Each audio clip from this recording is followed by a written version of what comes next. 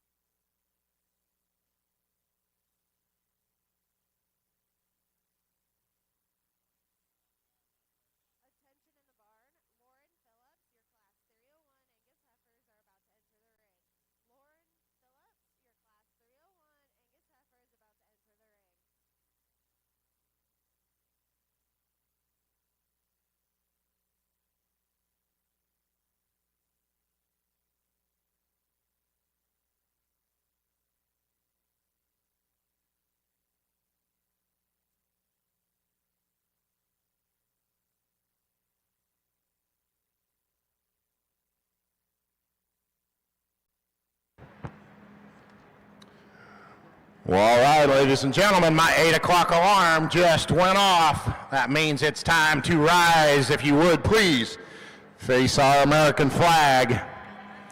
Miss Brooklyn Wicks will be delivering the national anthem.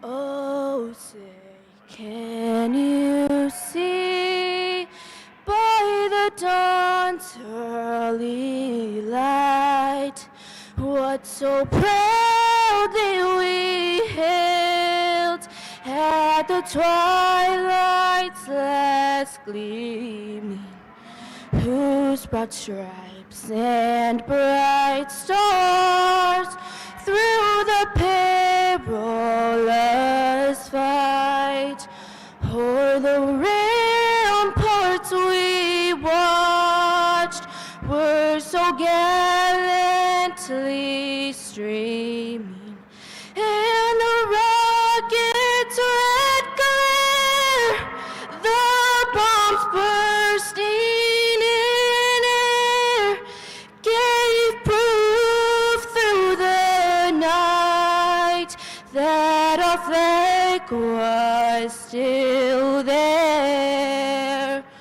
Oh, say does that star-spangled banner yet wave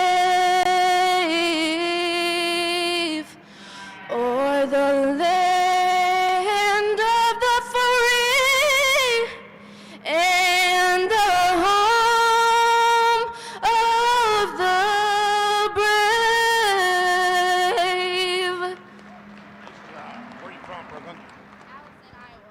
Nice job, Brooklyn Wicks from Allison, Iowa. We're ready to get this party started.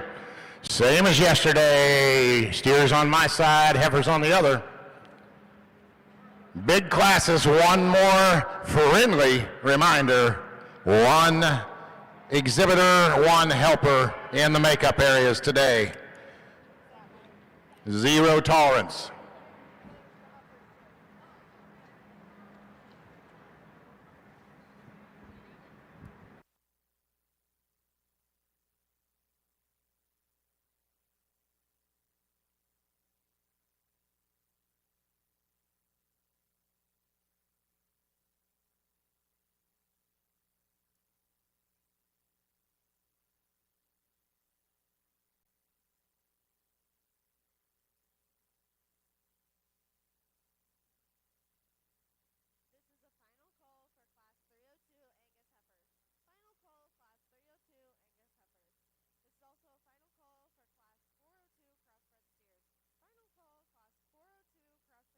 Well, over on the steer side, we are all crossbreds all day long.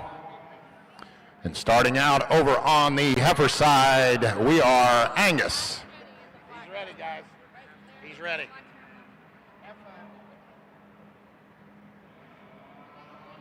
Good morning. Did you write that on there? Oh.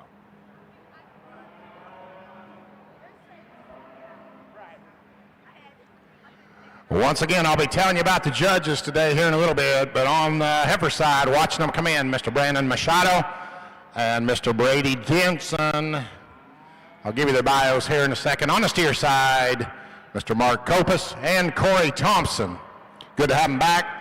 Everything went incredibly smooth yesterday. The judges last night couldn't say enough good about the staff here at the Iowa Beef Expo Junior Beef Breed Show, how smooth it ran, and let's try and duplicate that today.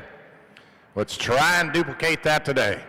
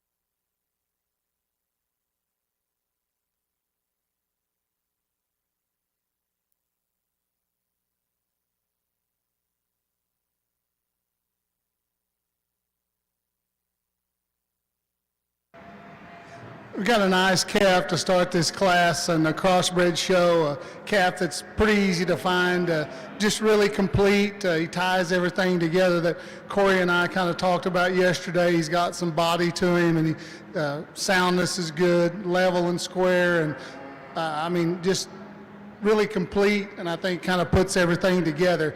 If we were going to change him maybe in comparison to the calf in second, that I'd give the advantage. He's a little sharper right in his chin, but a calf that for the amount of product he has, really nice. The next calf really closely follows this one in terms of the type and kind. A calf that is a little shorter couple maybe than the one that wins, sharper in his neck. He's sharper right in his jaw, and we like that about him. Steer that in comparison, the difference that we see is we'd like to raise him up in his pins and level him out in his hip, but a nice calf. The next calf, black and white one, I guess when it kind of comes down to it in comparing him to the first two, we felt like he's got a little more substance to him. He's a little fuller in his forerib, a little fuller down his back, and got just a little more product in him, and still maintains some soundness and balance from the profile. Has lost some hair and makes him look a little tougher, but really in terms of a calf, in terms of his balance and his completeness, really nice. The next calf, good profile calf that balances up good, just gets a little flatter, a little more narrow coming out of his withers and back into his top. Maybe not quite the substance of bone as the three above him, but a really nice steer. The next steer that has got some really nice things about him. He's a steer that probably needs some time, but he's really level and square and balanced, and we like the way his neck comes out in comparison to some of the other, and he's just got a little more substance to him when we get behind him and look at him and compared to these others coming. The next young lady's calf, a calf that's real complete and balanced and has a nice look from the side. Just like to see him with a little more bone, a little more substance to him to compete with the ones above him. The next couple of steers, some steers that are just a little harsher in their design, a little harder made, and maybe just need a little more product from end to end, but a nice class of steers to start the crossbred show off with. Let's give them a round of applause.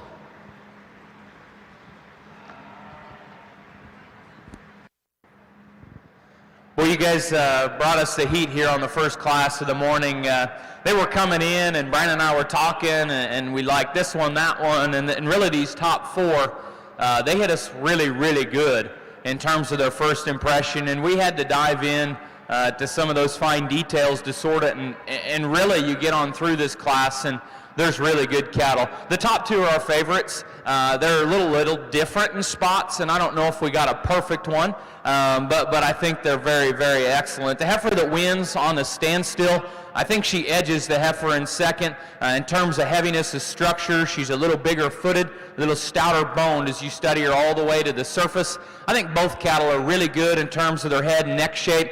This heifer's a little bigger scaled and longer bodied in general. I also think she ties her neck in higher to the top of her shoulder. I don't know if she's thinner about her neck. I think that's a discussion maybe for a later date. I don't know which one holds that advantage. I think this one's chest is more apt to stay in her later in life as she's pushed on into a bred. And I think when you get right behind the cattle, she's got more trueness to her pins. As you watch the cattle go, I don't know if either one of them are perfect structured, but this one tracks longer strided with a little more base width and a little square in her hock. Maybe she could be a little more put together in motion as she goes.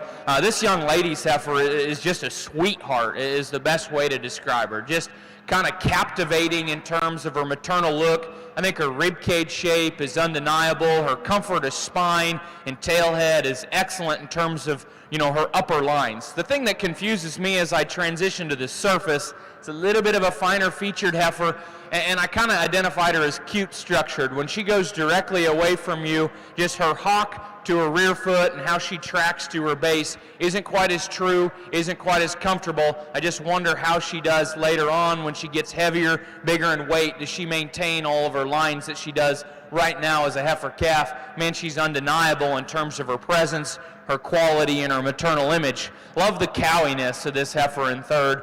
She fit this top group just in terms of refinement, body shape. It's going to make an ultra low maintenance cow for the young man. Structure's a little finer than the heifer even just in front of her. I think when you get behind the cattle, she needs blown open in terms of her rib cage and pins, just a little flatter, but very beautiful to look at. Maybe going to be a little moderate to small when it's all said and done. The heifer that comes forth is one that I told the young lady here as we got done evaluating this class, you know, this summer, next fall, this heifer could beat these couple in front of her. Today she's a little tentative on the move, raising her spine. I think that's a product of the fact that she's twists those front 2 feet out, doesn't motor quite as good out of her shoulder. But Brandon said it best, this is a breeding piece. She's got the most shape of muscle and upper rib cage shape. She's got the most pin width and muscle running down her hip.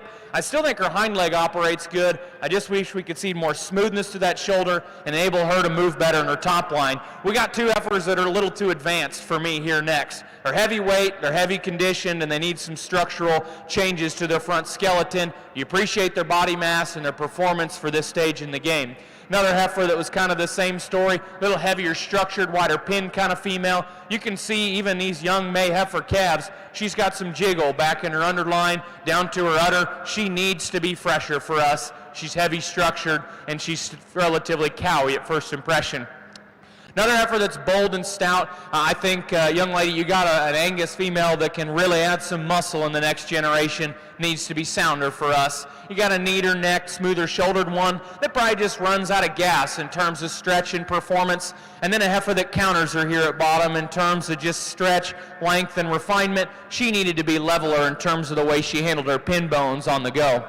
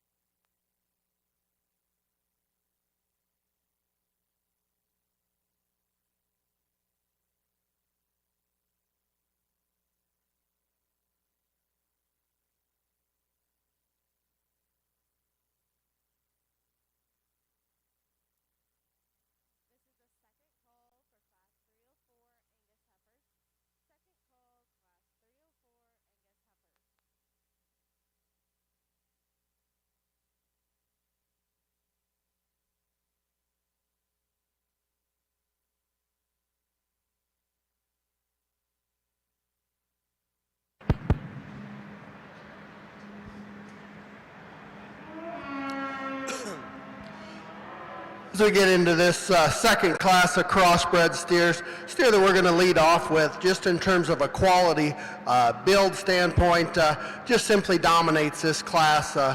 Really good-footed, big-footed individual, square built, just got a really good build to him. You know, if we're going to change him a little bit, just maybe stouten him up and level him up as he goes out of his pins when you set him in motion. But that's an awful good built calf, wins this class very handily. The calf in second is another one that just from a structural standpoint and skeleton standpoint, we really like.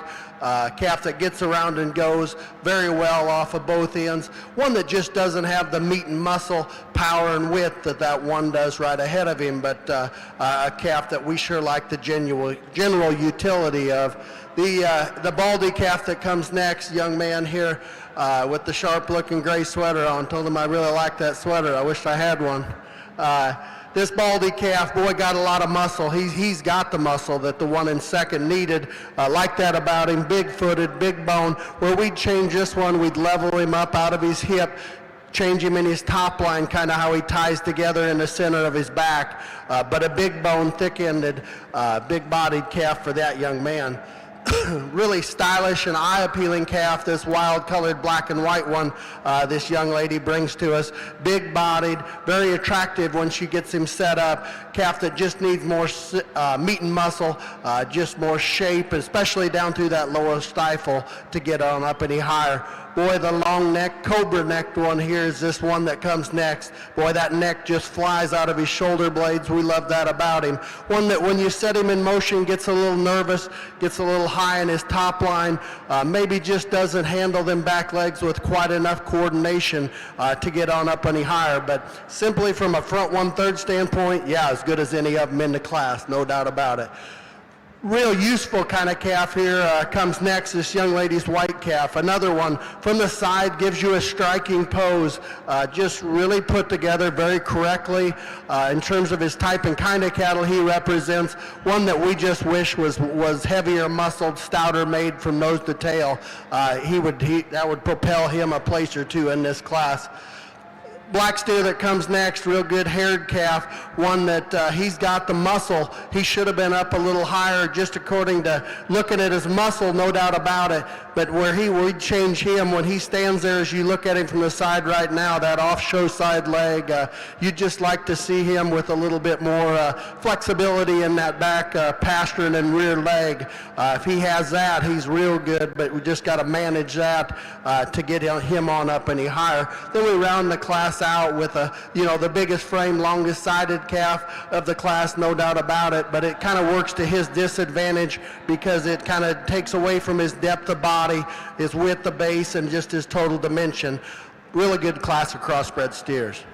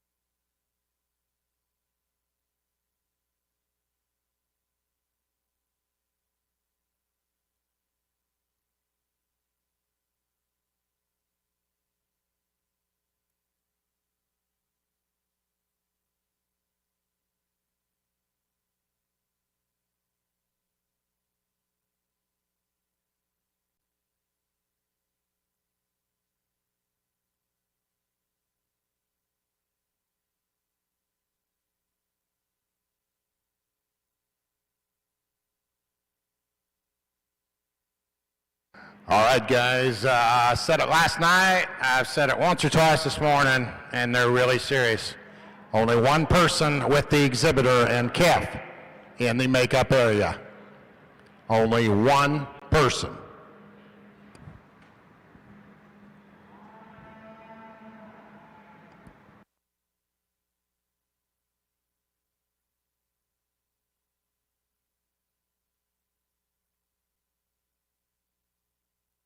We're over on the heifer side. Placings for the first class of the day, Class 301 Angus heifers, first place Brooklyn Curtin, Oxford, second to Maya Kern of Sheraton, third to Brady Clinworth of Walker, fourth to Keegan Mather of State Center, fifth to Lauren Phillips of Centerville, sixth to Janie Ferrari of Dayton, seventh to Kara Collison, Kara Collison of Lake City, eighth to Lauren Zabel of Kellogg, and ninth to Adelaida Ebersol of Kellerton.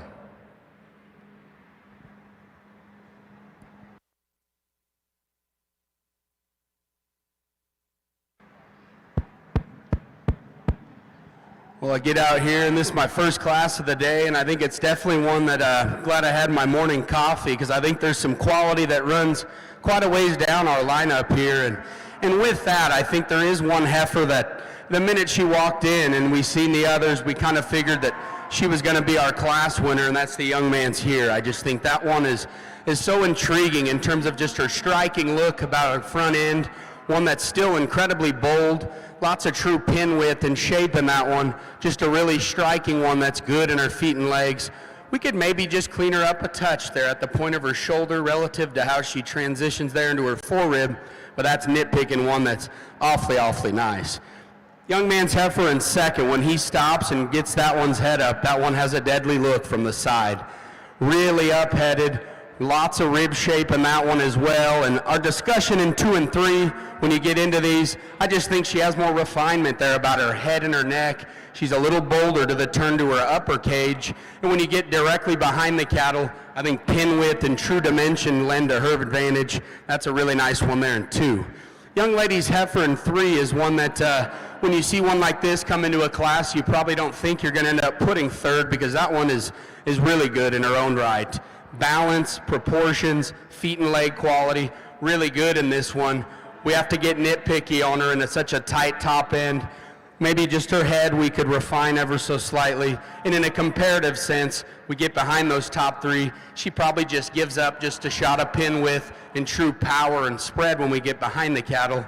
A young man and heifer in 4th, I really like this one at the standstill. I think she's got some length to her front end. This one's pretty stout in terms of her structure and good in her lines. We set the cattle in motion. She probably tends to just get up there in her spine and duck those pins and just get a shade uncoordinated off her rear two. But that's an awfully good looking one from the profile that has some feature, has some look about her. The heifer that comes out here next, this is a moderate, really big rib, kind of an easy keeping one that still has some length of front end. Maybe one that's just getting a little further along in terms of condition and fat cover. She doesn't just throw that neck up at the top of her shoulder blade. The heifer we come over here next, big, high-performing one that's got some stoutness, maybe just isn't as elegant about her neck and shoulder shape. We could give her a shot more bone to compensate for her extra power. She works up high. Really bold, productive one. Need to just see her a little more refined there about her head and shoulder. The young man's heifer here's one you like for having some upper rib cage, one that has some muscle. Just got to free her up on the go. And then we conclude with a really functional kind of a heifer. She just kind of runs out of gas from a performance and power and feature standpoint.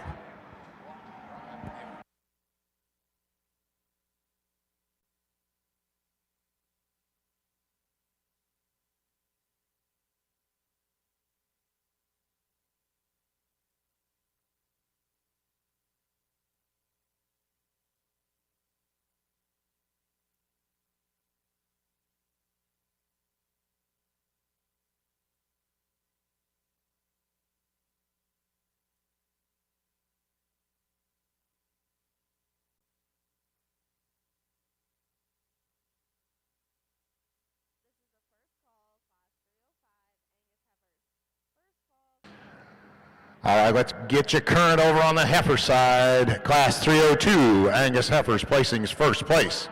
Reese Thorson of Knoxville, second to Tanner Curtin of Oxford, third to Sidney Leverin of Clarksville, fourth Silas Koenig of Pleasantville. 5th, to Olivia Johnson of Prole. 6th, to Bryn Nickel of Clearfield. 7th, to Grant Hammond of Tiffin.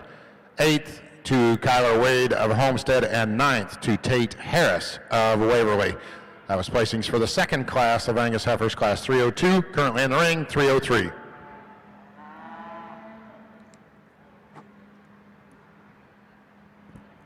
And let me catch you up over on the market side in the crossbred steer division.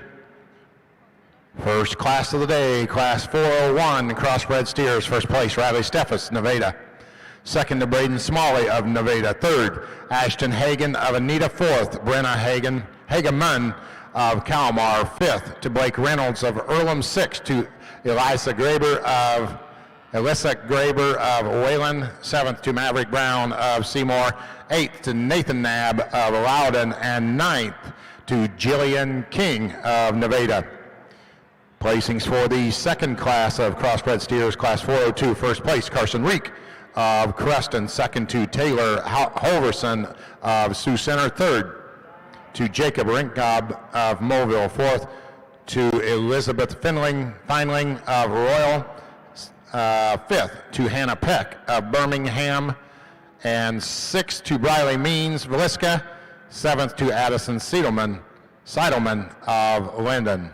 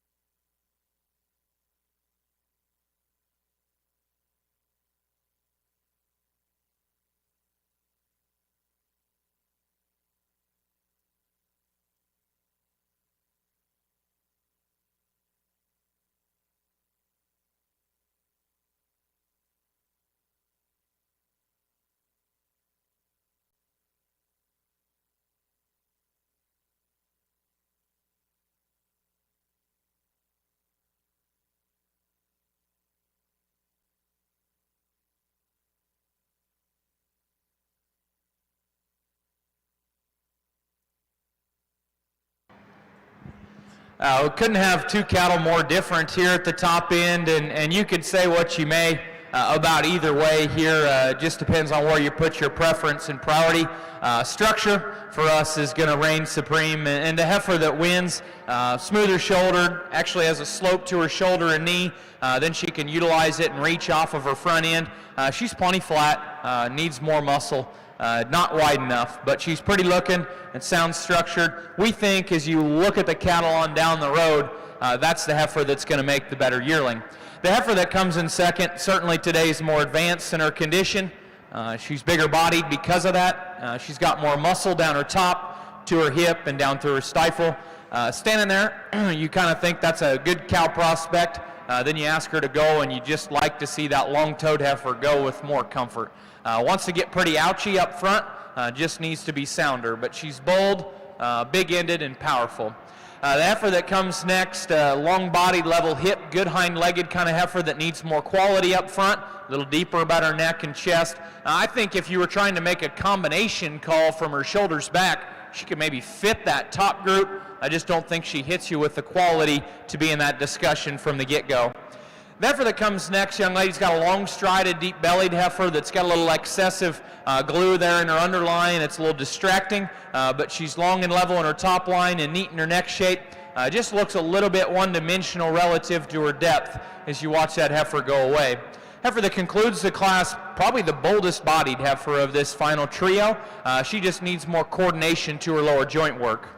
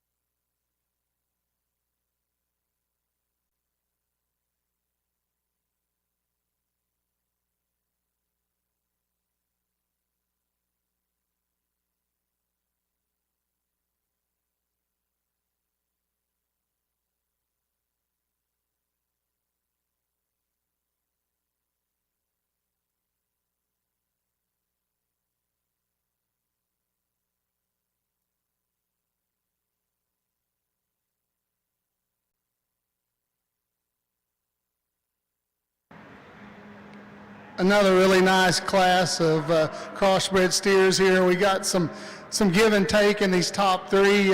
We kind of shuffle them around a little bit. I think the steer that we end up winning with, I think he's just the most complete in terms of his structure and the way that he moves, in terms of his balance and his body and the substance that he has. In comparison to him and the steer that's second, we'd like to see him just a little leveler and square out his hip. But I think the advantage he has over the steer in second is he's a little more fluid in his movement, for sure better on those back two legs and the way that he sets down, but just a really nice complete steer. The next steer, we like his length, his balance, his correctness. We like the levelness of hip on him and a really high quality calf. I mean, he's nice, for sure leveler hip than the one that wins. We struggle just a little bit with him on his pasterns and the way that he sets them. It's not bad. He's just a little bit tight on them, but a really, really complete calf. The calf that we moved from first to third isn't cooperating with this young lady very good today, and when he fights the halter, he wants to hop up in his back, and he's a little bit tough to look at and wants to fight her and get a little bit tight moving and a little bit bound up, but a calf that's really more like the steer probably that wins the class in terms of his body and chunkiness. We'd just like to see him drop down on his back. This next young man's silver calf, a little bit of a rough-haired calf. Corey and I was talking out here, and I know this doesn't mean anything to anybody here, but this calf would make a really nice slick shear calf for our shows down south. Really complete, really square and level. Turns his front feet just a little bit at times. Right here he's not too bad, but just overall completeness and depth of body and just quality of the calf is nice, I think. The next steer, a lot like him, big-bodied, square, lots of bone. Steer that just gets a little plainer up in his shoulder and his neck, right at the bottom of his chest, and wants to be just a little shorter couple, but a calf that's got a lot of meat in him, a lot of good things. The next black calf the young lady's got, we really like the balance and the eye peel of him. The steer's really level and square, really big in his back and his hip. He just gets a little straighter on both ends, wants to be just a little more stiff in his hock, and we'd like to give him a little more rib shape. The next young man's steer most definitely got more bone and maybe a little more substance all the way through. Just gets a little harsher up in his forerib and his shoulder to be moved up today, but a really nice class of crossbred calves.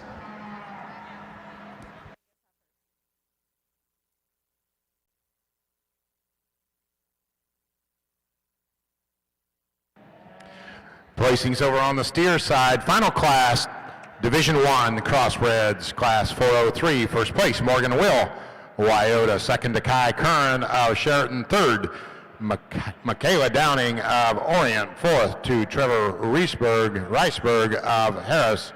Fifth to Anna Anderson, Mount Pleasant. Sixth to Nadine Klafke of Alden. And seventh to Aiden Tolsrud of Decorah. Now entering the ring, your 3 class winners that will be in contention, and reserves and seconds that will be in contention for Champion Division I crossbred steer.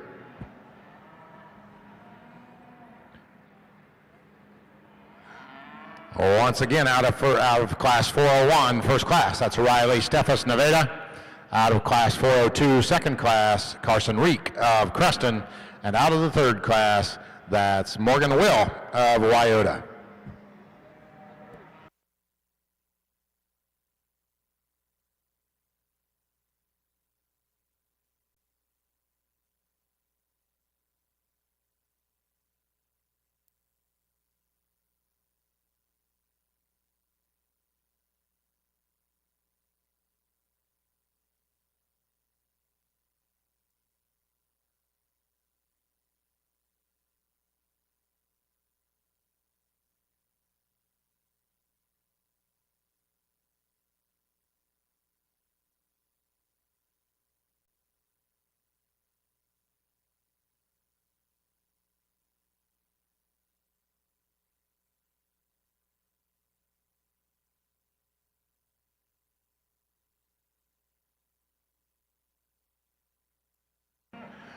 Let me catch you up over on the heifer side, class 303 placings here in the Angus division. First place, Claire Ballinger of Moravia. Second to Cadence Hansen, West Branch. Third to Carly Manternack of Cascade.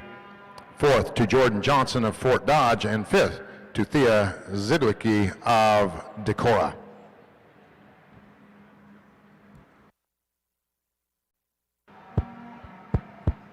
Got a really nice trio of them here on the Angus heifer side, and the one that wins, I think, surfaces for us. Probably not one that just jumps out and just grabs you in any one particular area. I just think the totals of her balance, and especially when we set the cattle into motion, I think she's the most attractive and the most coordinated in her structure. And when compared to that heifer in second, just her ability to get some reach out of her front end, set back in her knee, and just take a long square stride up front. She probably isn't just the widest underneath and maybe just the most powerful. And maybe if you like some of those traits of the heifer in second, I could certainly see that. This one is striking, and if you studied some parts and pieces of her, she probably is the most unique about the way she gets her head and her neck out of the top of her shoulder. I think one that's built nicely in terms of her hip and her hind leg. But when we get that one in motion, she's just a little too upright for us, and her shoulder, she wants to come over there, and her knee relative to her front foot, and I'd just like to tweak that there. If we could change that, I think she wins this class pretty handily for us. Nice kind of a cow prospect in third. I think just a good, functional, big, broody one that I think has some real power to go along with it. We set her into the mix there in the top 3, and maybe just a little extra navel and chest doesn't allow her to balance quite as nicely from the profile, but I think a good, functional cowy one that sits there in third. Heifer in 4 comes out, and that's one that's really bold in terms of her rib shape, one that certainly has some extra power to go along with it. Maybe one that's just a little smaller, a little chubbier today. If we could free her of some fat there in her front third and just give her a shot more size in future from a maturity standpoint, I think that one could work up the lineup. Young man has a nice heifer in the bottom 2 of them. I think her extra refinement and just ability to utilize her shoulder and knee a little more coordinated is what gets her over the next one. A big, stout, powerful one. Really stout in terms of the way she's constructed at the surface. We just got to get that one going a little more mobile, see her get a little leaner there in terms of her condition.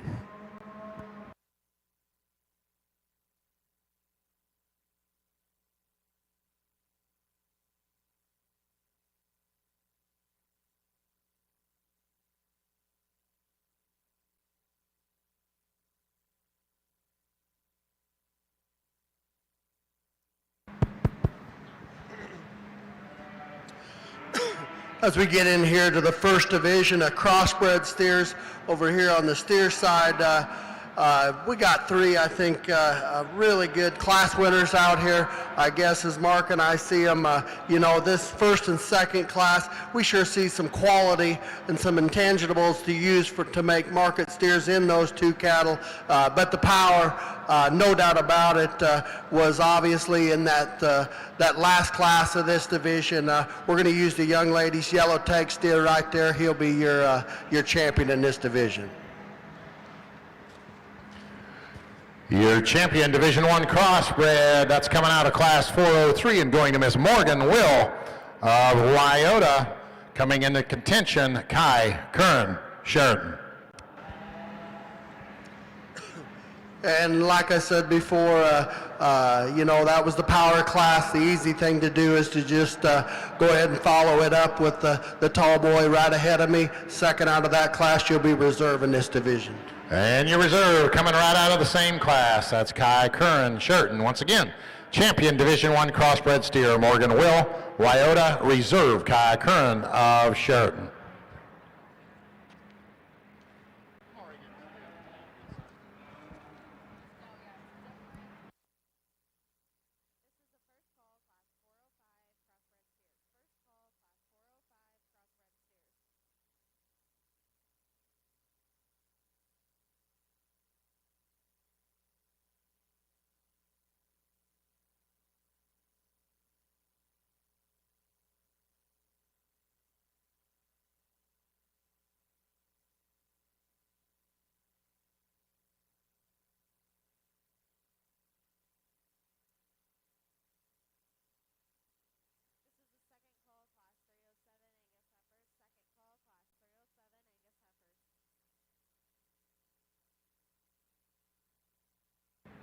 Over on the Angus heifer side, Class 304 placings. First place, Katie Collison, Lake City. Second to Addison Bergman of Paulina. Third to Jillian Moffett of Colfax. Fourth, Mariah Steenhard of Mason City. Fifth to Austin Foss of Northwood. And sixth to Jalen Heinz of Polk City. That was placings for Class 304 Angus heifers.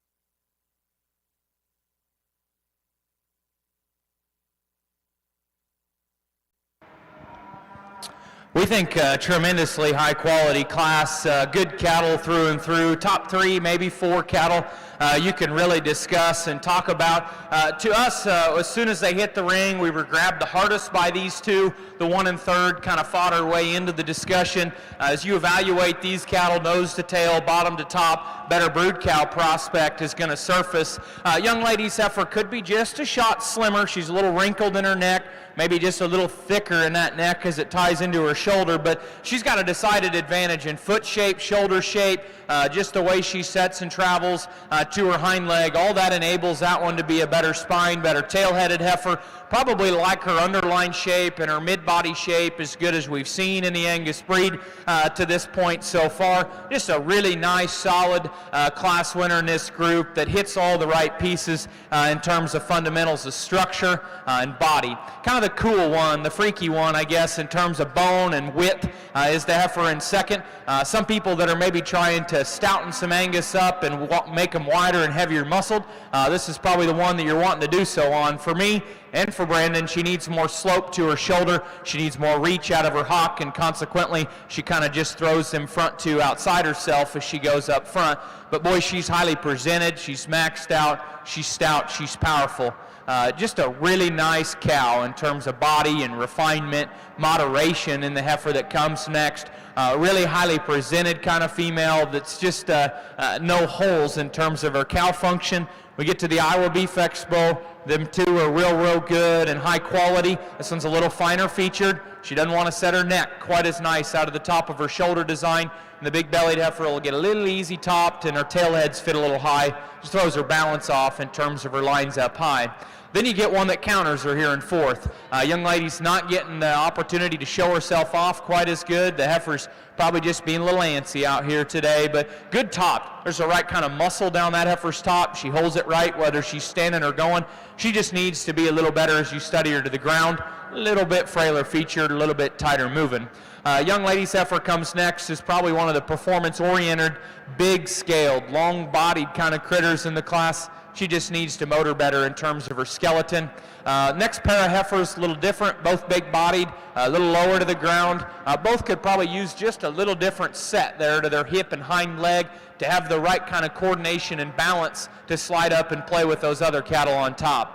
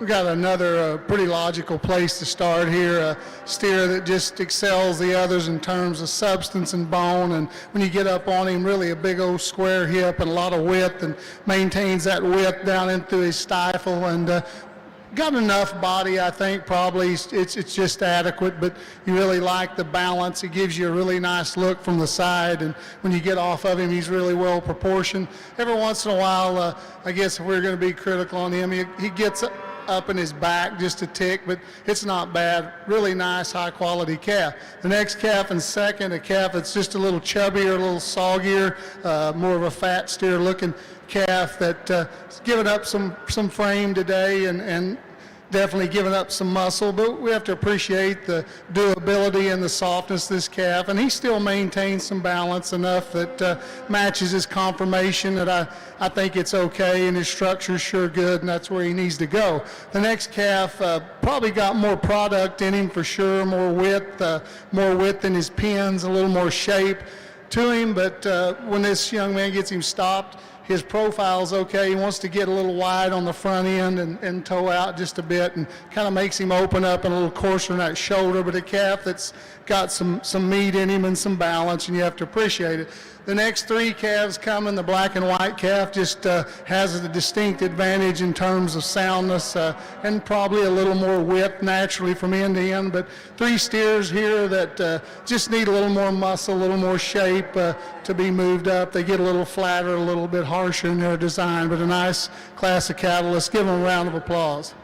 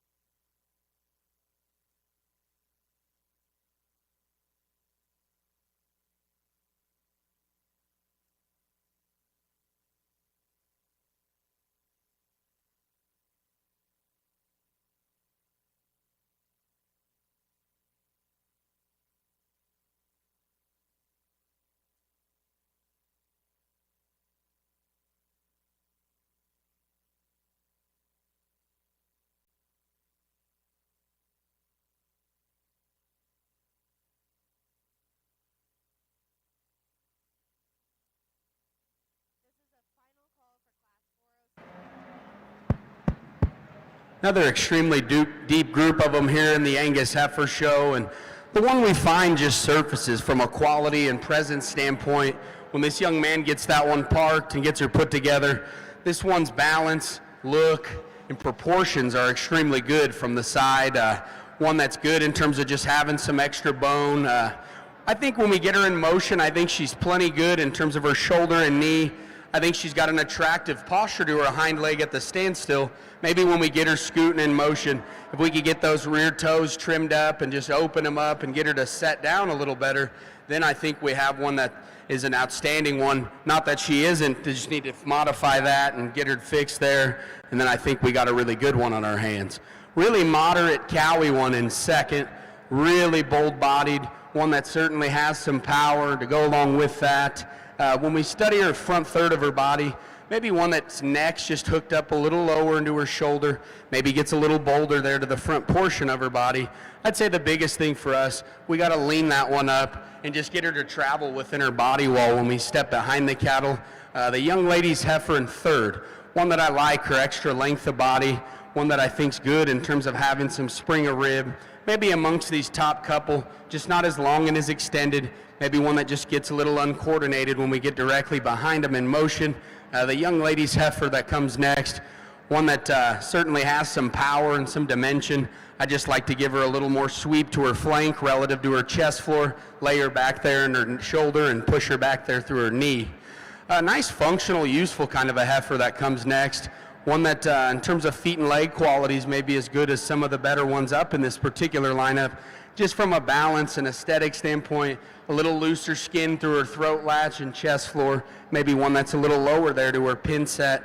Nice heifer though, just need to fix a few minor things to get her moved up the lineup. Young lady's heifer's one that's ultra round bodied, one that has an up-headed look, just got to free that one up and deepen her to the center portion of her body cavity. Young man brings one that has some striking look and certainly has some refinement. Maybe takes some refinement a little far in terms of just the way she's constructed there in her jawline, and accordingly, she's not just the stoutest and widest constructed one. The heifer that comes next is really moderate, low input kind of a brood cow, really good in terms of forerib shape and good through her heart girth. We just got to get that one with a little more leaner and neater there about her front third. Young man brings a nice heifer in this class, really big-bodied, one that should make a nice cow for him down the lineup. Probably not just maybe as attractive as some of the others ahead of him. Like to square her up as she goes to the surface off her rear foot. And then the young lady has a nice moderate one. That one's really good in terms of just upper spring of rib. Just from a balance standpoint, we'd like to clean her up there in her shoulder, lengthen her and level her through her hip and just give her some more bone. Young man that concludes the class has one that has some stoutness of feature, one that's got some roundness to her upper body. Just needs to get a little more performance, power, and just loosen that one up.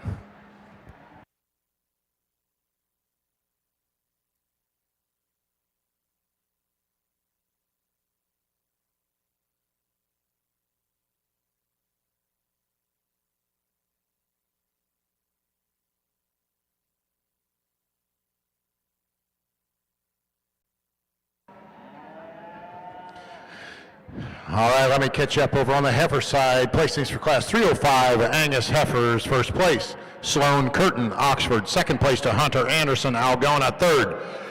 Micah Weaver of Doherty, fourth to Grace Sheets of Mount Pleasant, fifth to Riley Davis of Corden, sixth. Lauren Zabel of Kellogg, seventh to Dana Shires of Corning, and that's it. Sixth to Lauren Zabel, seventh to Dana Shires. That was your placings for class 305, placings for class 306. First place, Reese Thorson, Knoxville. Second to Bree Barrier of Neola. Third to Lauren Phillips of Centerville. Fourth to Chloe Rogers of Iowa City. Fifth to Brady Clinworth of Walker. Sixth to Cammie Havel of LeClaire. Seventh to Brady Werner of Williamsburg. Eighth to Bree Barrier of Neola. Ninth to Blaine Heck of West Liberty, and 10th to Brooklyn Steffen of Wyoda. Also 11th to Nathan Whitaker of Letts. Placings for class 306.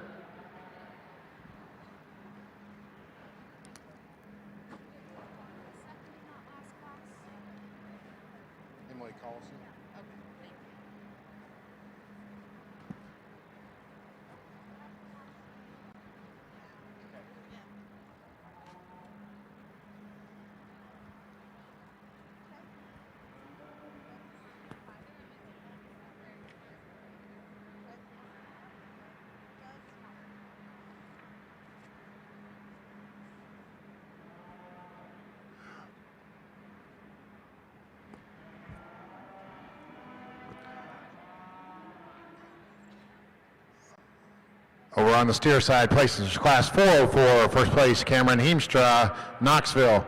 Second to Trey Goretzka of Corden. Third, Drew Tuttle, Winterset. Fourth, Lars Smith of Wayland. Fifth to Riley Hemmingson of Trainer. And sixth to Ethan Timmis of Mechanicsville.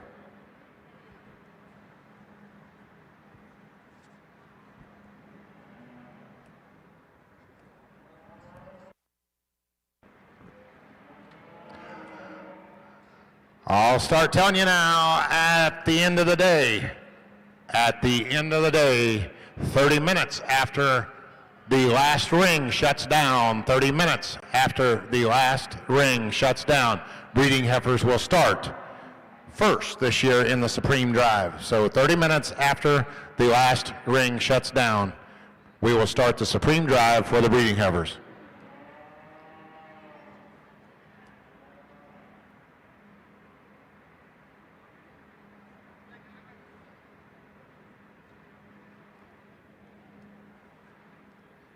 And yes, if you haven't looked outside, the snow is here.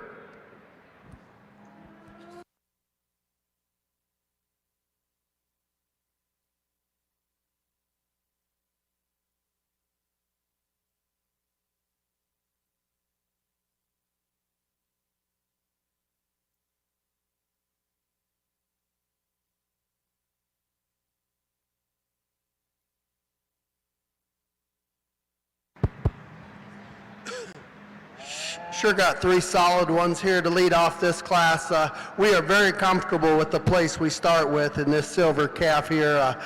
Boy, just as good a looking calf as you could make up through his front 1/3, huge bodied, tons of muscle. You know, if we're gonna get just a nickel critical on him from the side, you know, reaches and goes good off both ends, no problem. Get behind him just a little bit.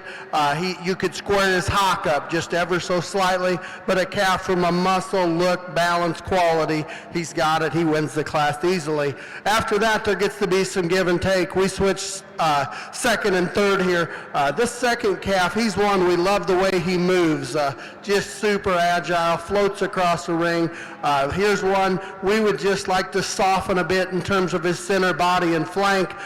Then he'd give that one right ahead of him all he wanted. We love the foot and the bone and just the overall softness of that calf. In terms of his structure, we just like to do that same softness to his rib shape. The silver calf that comes next, he's one the young man sets him up. Boy, he gives you a striking pose. We thought that calf was the one to run second there for a little bit. We walked him again. He wants to just paddle ever so slightly off his front end. He's a little straighter shouldered kind of a calf. We just like to change that front end assembly on that one to get him on up into the first hole. Next calf comes, we just think this one's the next best just in terms of build and design. Really good profiling calf, just not enough product and sheer muscle in that calf to get on up in those top three. Gonna be a great project for that young lady though. Same way with this motley face baldy here. Just a very nice balanced calf, very complete, good in his feet and legs, big-footed calf. He just runs out of steam out here as you compare him to them, the ones on the top, that trio on the top end of this class. Now this next one, he does have the muscle, no doubt about it. Huge backed, really expressively muscled down in his lower stifle.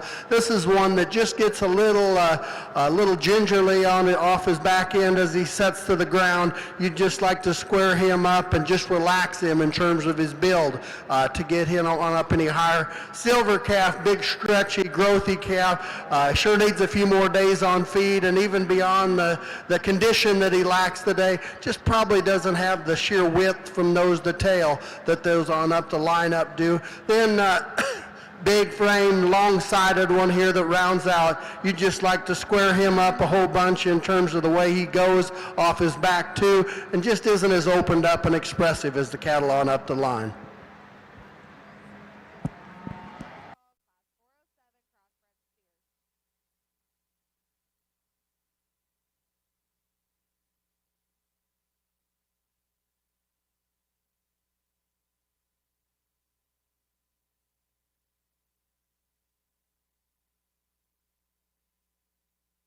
is the final call for Class 309 Angus heifers. Final call, 5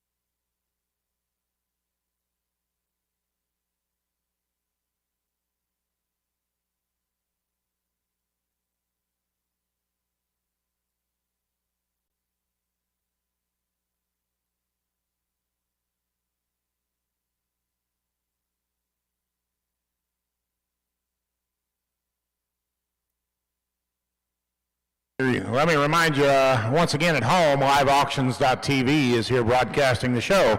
If you have family at home would like to watch your youngster show, liveauctions.tv. Check out the updated results on the IJBBA website.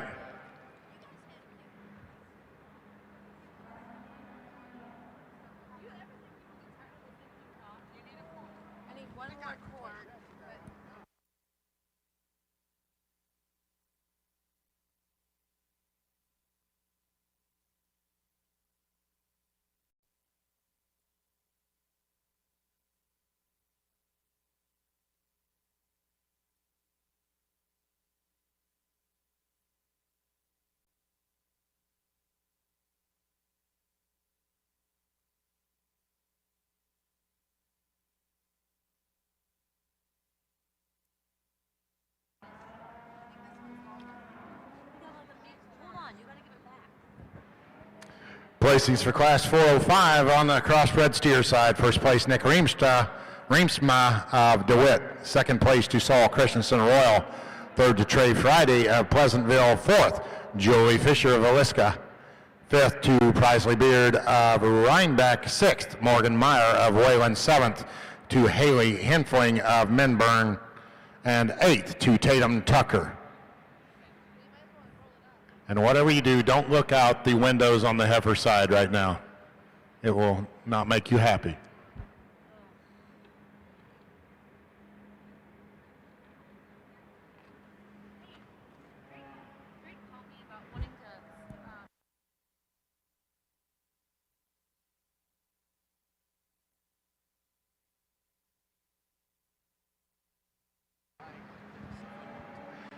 Boy, this is a lot of fun to get in and study these two cattle, and I think as you evaluate them, you could pick your favorite, and you could be pretty set about it. I think if you're an open-minded evaluator, you can say that both of those are elite. They're a little different, and maybe depending on where you put your preference, you may like a different one. We like both of them. I asked Brandon as we got to the end, I said, which one would you rather own? He said the first one, and I would have said the first one as well, and that's why we landed on her. I think there's some things and differences that we can get in and discuss, and to me, you know, we know the differences in these cattle. We think the differences just make it close. We don't think there's one that decidedly beats the other one in any area that you want to break them down in.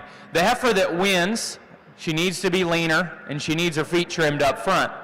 You get past that, and her body shape, muscle, hip, and hind leg is undoubtedly better than the heifer that's just behind her. She's so much truer in her forerib. She's actually bold in her upper rib cage shape, and she's better back into her flank. Right in behind the cattle, it's not close in terms of pin width, in terms of real muscle to her stifle. And her obvious advantage is when you ask the cattle to go, she actually utilizes reach and flex out of her hock. She sets down better in terms of her pastern, and she's more comfortable off of her hind leg. She's got more condition to her brisket. That front left foot needs to be just a little neater for us. We don't think look is really an advantage. There's maybe a leanness advantage here. I actually think when you get in and study their neck designs, you probably can't tell me which one's nicer. That one's slicked down more in her neck. I don't think she ties her neck as high as what this heifer does. This heifer's not as slender in her head and neck shape as it goes to her shoulder, but she's fatter. So it makes sense to me. I think if you melt them down, that's the bolder one that's got a better back leg, and that's why we use her to win. The heifer that's second, if you're just a profile judge and you're just drawing a pretty picture, this is the heifer that you're going to land on. She's going to take the better backdrop picture because she's leaner, she's cleaner chested. Outside of that, we didn't know where we could merit a switch, and I'm sure you can probably say, well, I just like her better because she profiles better, and I'm good with that. For us, once you ask that heifer to go, she's just a little tight structurally. She doesn't get out and go with the freedom and comfort that we ask for in elite cattle, but standing there balance-wise, presentation-wise, she's as good as they come. The heifer that comes in third is bold and stout. She's big pinned and powerful and bold. She just needs to go better up front to compete with those top two, but we certainly admire her from a stoutness and power perspective.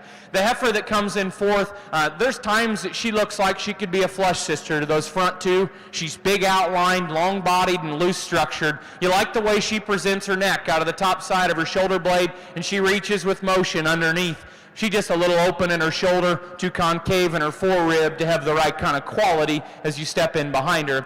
The heifer that comes next, I actually admire this heifer a great deal. I think if you just like cattle built right structurally, feet, hock, pastern, shoulder, that heifer moves and motors as correct as any of them in here. Just hits you a little bit plain, not too plain for me, but a little plain for some. Heifer that comes next just needs more body and fill, good in her top line. We could see more reach off of both ends.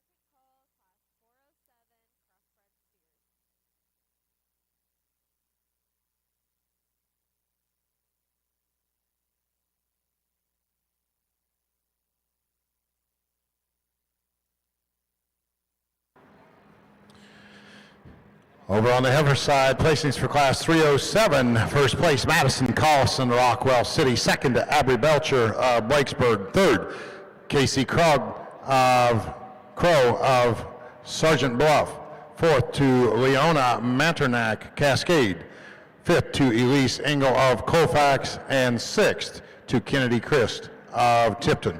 That was your placings for class 307. Angus heifers, class 308, currently in the ring.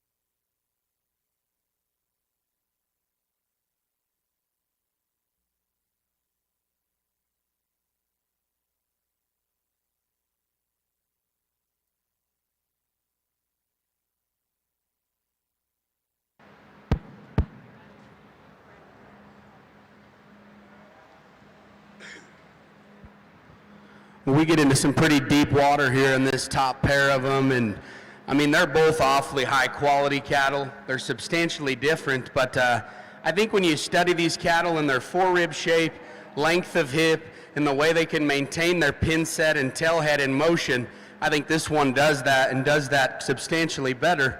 This one is so attractive. She's fresh. I love the way she's designed in her rib cage. That one's awesome in terms of just the length and levelness to her hip. I like the build of her hind leg. I think that's an awfully good one that goes ahead and wins this class. One that does some really cool, unique things is the one in second. This one's probably as exotic in the way that she sends a skinny neck out of the top of her shoulder as any that we've seen.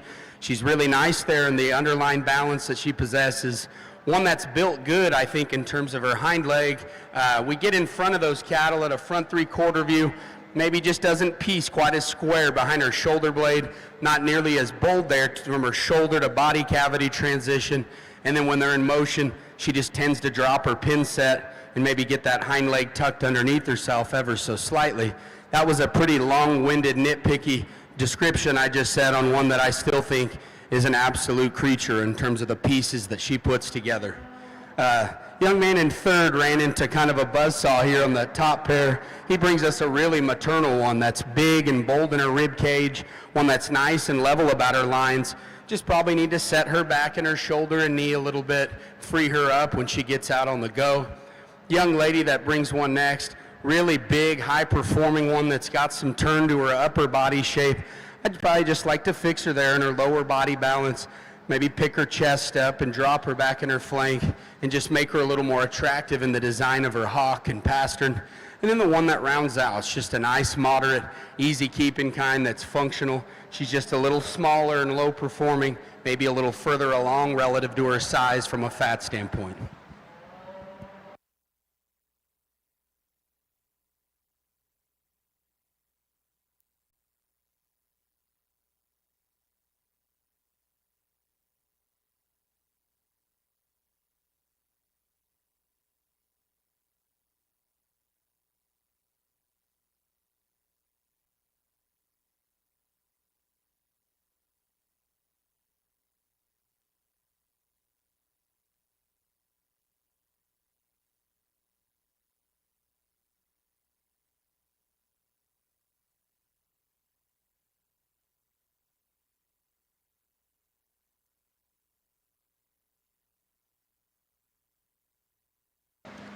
Just hold him right there. Got a really outstanding class of calves here. A lot of similarities, but a few minute differences that I think separate them. The young man's calf that we start the class with, in terms of presence and balance and the way his neck comes out of him with the amount of body and the shape and the width and the levelness that he has, he's just got a little bit sharper look to him when Corey and I get back off and look at him, and when you study him out of his hip and out those from his hooks to pins, a calf that's got just a little more width to him. Does he move as fluid as the calf in second? Probably not quite, but we think it's acceptable for the amount of quality that he has and the look that he has with all the power. The next calf definitely sets his back foot probably a little nicer, real comparable, real big bodied, good balanced, real complete. This calf to me, when we compare him to the steer in first, gets just a little deeper set in his neck, comes out of his neck good, but has just a little more depth right there. It's not bad, and he wants to kind of be just a little bit lower in his pins. When she gets him set, he looks really nice. On the move, it looks okay. Every once in a while, he wants to drop his hip, but really a good, high-quality calf. Two really, really good calves. The next calf, kind of the oddball. He's a little bit more up off the ground, a little more extension to him, but along with that, he gets a little flatter in his forerib, a little flatter in his stifle. Got plenty of width up high, plenty of expression. Just be a deal of depending on how he feeds.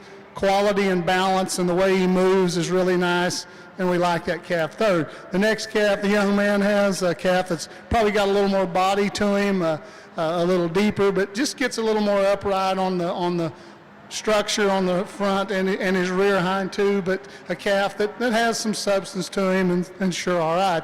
The next calf, another calf, pretty similar, wants to get up in his back and up on his ankles a little bit, but still a calf that's got some balance and some meat and some substance to him. The young man's black and white calf next, no doubt, a lot of power to him, big hip, big top, just wants to get a little easy in his back and sprawl out on us a little bit, wants to open up there in his front shoulders and his front end to kind of give him some width that throws him off. The next three, I think we got some give and take. We got a young lady's calf here. It's got just a little more meat in him, a little more flesh and ability to him, a little softer made. Next calf, really complete, really balanced, just needs more body and more substance to him. And the last calf, a little longer, a little more balance to him, but a steer that just needs some more feed and time. What a tremendous Angus show and a good heifer here to go ahead and start again. Young man's brought us two awfully nice heifers. This one rings true again, heavy structured, bold, powerful. You could change her in her shoulder and her knee and front feet, but a good looking, high quality heifer that I'd sure like to take home and build off of, because I think there's an awful lot of good parts and pieces. Fresh, bit mature maybe in her look, but a really nice heifer in terms of her length, her hind leg and things like that. I think it really becomes challenging here in 2, 3, 4, 5. Heifer that comes next probably just better embodies a brood cow in terms of moderation, body, pretty nice in terms of her structure. Maybe not the neatest at the point of her shoulder, could be just a little bit nicer in terms of the shape of her foot. We could enhance her maybe in terms of the size of her foot. She's just got a little more quality look up front than the heifer that comes in third. Heifer that's third's cowy in her midrib, probably a heifer that you like in terms of her refinement and the shape of her shoulder up high. She just wants to struggle a little bit in terms of the movement up front, a little tight in her loin and tailhead, but good cattle in terms of length and body shape. High-performing heifer that's got a lot of weight per day of age that comes next. Tremendous in the arc and turn and springer rib that she has up high. Just wants to struggle too much as she comes to the surface for us, but good cattle if you're just wanting some performance and stretch. Heifer that concludes is sounder than the heifer that's just in front of her, has more reach off of her back leg, maintains a better spine, but she just needs more stuff to her. She's a little flatter made, gives up some weight per day of age in that bottom pair.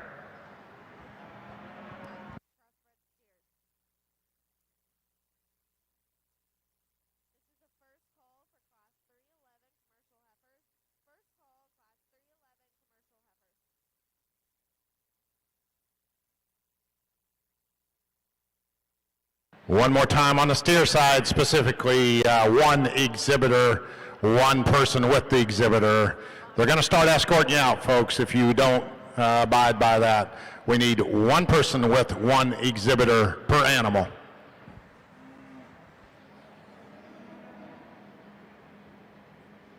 Placings on the market steer side. Class 406, first place, John Vanderveen of Hartley. Second, Laney DeVries, Red Oak. Third, Jackson Schott of Tipton. Fourth, Cody Von Glahn of Vale. Fifth, Cash Hansicker, Nevada. Sixth, Casey Crosscuff of Ridgeway. Seventh to Olivia Osborne of Eli. Eighth to Phelan Hostetler of Corona. And ninth to Emery Miller of Woodbine. We're now selecting Champion Division II Crossbred Steer right now. We get out here in the second division of crossbred steers, much like the first, we're sure tickled pink with these three class winners that we're left with out here. Young man's black and white steer that comes out of the first class. Here's one that's probably the biggest outline calf out here, no doubt about it. Long hip, long-sided, we love that about him. Maybe not quite as opened up in terms of his lower rib cage as the two right behind him. Maybe not quite as explosive in terms of his muscle pattern, but a huge-footed, good-legged. We love the structure of this calf. We just like to add just a shot of muscle, just a shot of lower body. Boy, the really good fronted calf is this silver one here. Young man does as good a job of showing them as any. When he gets his head up and he's got that high tight ear set on him, it's pretty wild. Like to stuff his front end and hang it on a mantle above the fireplace at home. That's good stuff. We love that about him. He's a calf that has some muscle, got the squishy feet and legs, maybe not quite as stout as that black one right behind him, but from a length standpoint and neck standpoint, we like that about him. Young man's black calf that come out of the last class, this is probably the deepest class that we saw in this division.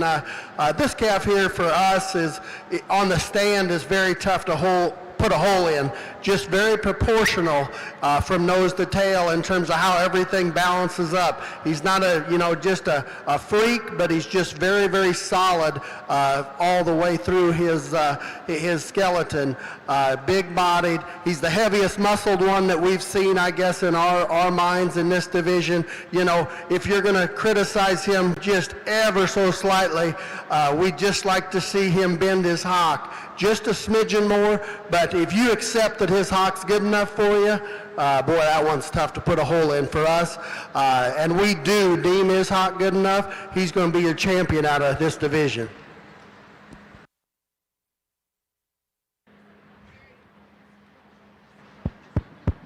Pretty easy starting point, I think, over here in the Angus heifer ring. One that just balances and just has more of an attractive look relative to her contemporaries. Maybe not the longest in terms of length of front end. I think her neck hooks up high. She's bold in her forerib and center body shape. One that I think has a nice long level hip. She's got an attractive build to her hind leg. If we're going to nitpick her a little bit, we could probably just free her of some fat there through her chest, maybe rock her shoulder back and give her some more comfort there and through her knee. But I think one that wins pretty handily in this particular class. After that, we kind of have some different shapes and sizes and fat condition things to sort through. And with that, I think just a nice, easy doing kind of a brood cow comes next. I think she's the second most functional, structured one in class. She's really bold and big in terms of her rib cage, one that's got some power. Maybe just need to give her a shot more size, make her a little more ladylike there about her head and shoulder shape, but I think a nice female there in 2. Then we kind of switch gears and come to one that's a little later maturing, one that's probably a little more elegant about her head and neck shape. She's just one that maybe just doesn't balance perfect in terms of her lower body. Her chest maybe sets parallel there with her flank. I like to tuck her up there, drop her through her center body, maybe just knock her tail head down. But I think relative to the set, female quality and functionality are what keep her up towards the top end of this particular class. Young lady brings a really stout, powerfully constructed one that's as wide and bold and muscular as we've seen. Maybe she just takes her width to the extreme a little bit up front, wants to get a little out on her elbow and twist those front feet in. We just need to lean that one up, smoothen her up, and give her a shot more size. And then we conclude the class with one that really plenty functional in her build, maybe not the most aesthetically pleasing there in her hind leg, but that one has some body shape, has some muscle, and will certainly go down the line and make a functional cow for this young lady.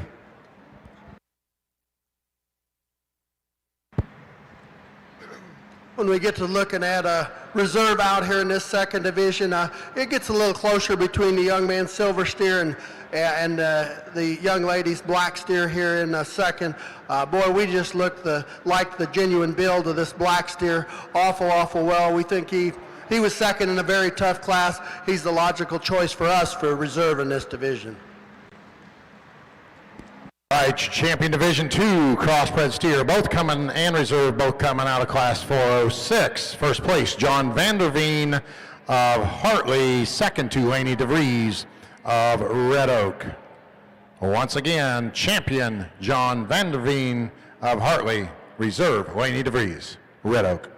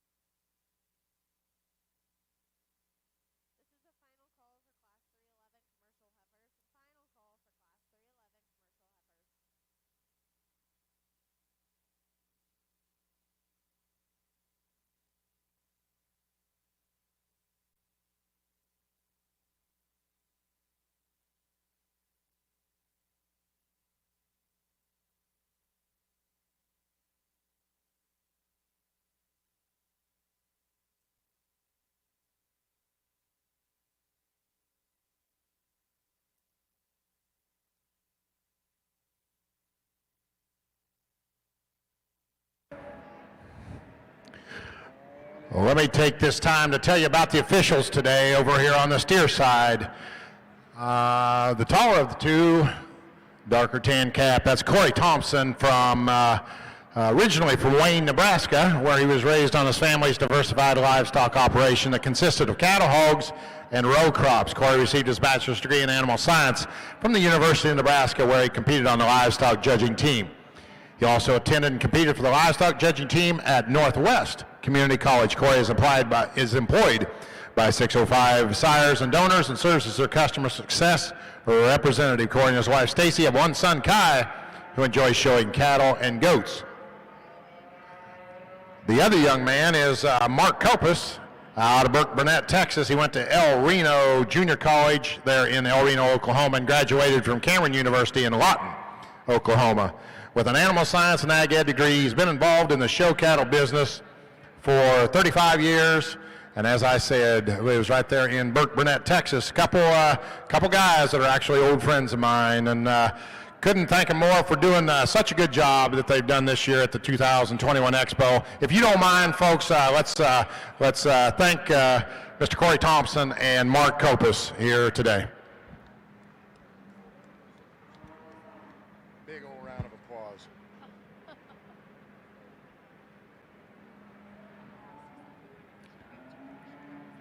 Over on the heifer side, Brady Jensen is one of the judges there, the taller of the two. He resides from near Brookings, South Dakota, with his wife Allie and daughter Kelly. He joined the faculty at South Dakota State University in 2017 and currently serves as their livestock judging coach. Brady serves as an assistant coach and completed his master's degree at Kansas State in animal science, focusing on the genetic component of feet and leg structure in red Angus cattle. Before graduate school, Brady attended and judged competitively at Butler Community College and Kansas State University, where he was awarded All-American status at both levels. In his collegiate coaching career, he has been on the coaching staff for 3 out of the last 6, that's 50%, 3 out of the last 6 high individuals at the national contest. Aside from coaching, Brady and Allie assist the family operation Jensen Brothers Herefords in Cortland, Kansas, while expanding their own operation, Jensen Cattle, which focuses on Hereford and Simmental influenced cattle. The other judge on the heifer side, Mr. Brandon Machado. Brandon currently resides in Kellyville, Oklahoma, where he manages the Longacre and Hyatt ranches. He is also the owner of Machado Livestock and primarily raises Key, Maine, and crossbred cattle. Brandon grew up on a diversified operation in Winton, California, where he and his family ran commercial, purebred, and crossbred cattle. He began his livestock judging career at Modesto Junior College, later transferred to Kansas State University, where he studied animal science and competed on a successful judging team. Among his judging accomplishments at Kansas State, Brandon was high individual and a member of the champion team at the American Royal. On the heifer side, let's give our heifer judges a nice warm round of applause, please.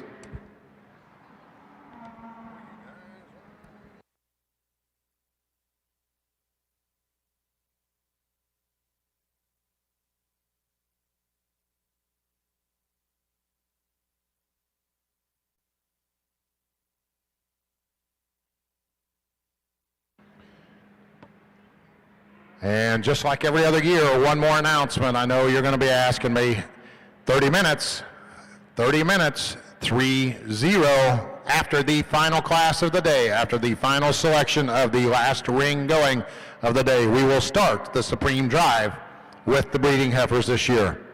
Breeding heifers first, 30 minutes after the last class of the day.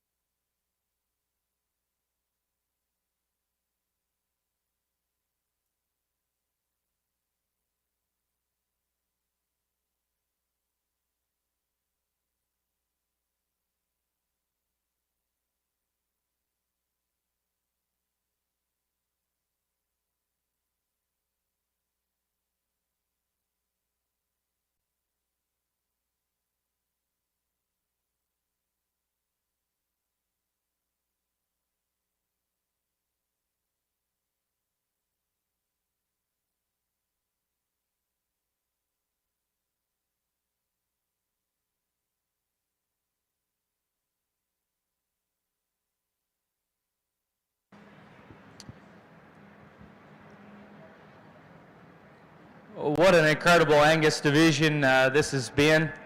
Put your hands together for these exhibitors, breeders, and those that got these Angus cattle ready.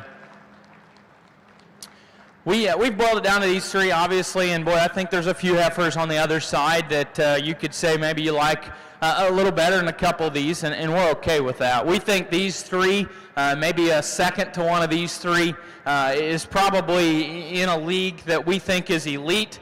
We think there's pieces that make them very useful for these young people as they return to their own operations to generate better Angus cattle again.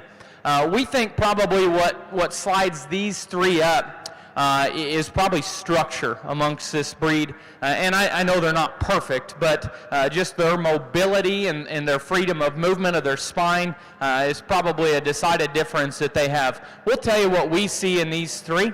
Then we'll pick our champion, and we do think that you could probably pick yours. And we're not going to argue with you because I was just talking to Brad a little bit ago.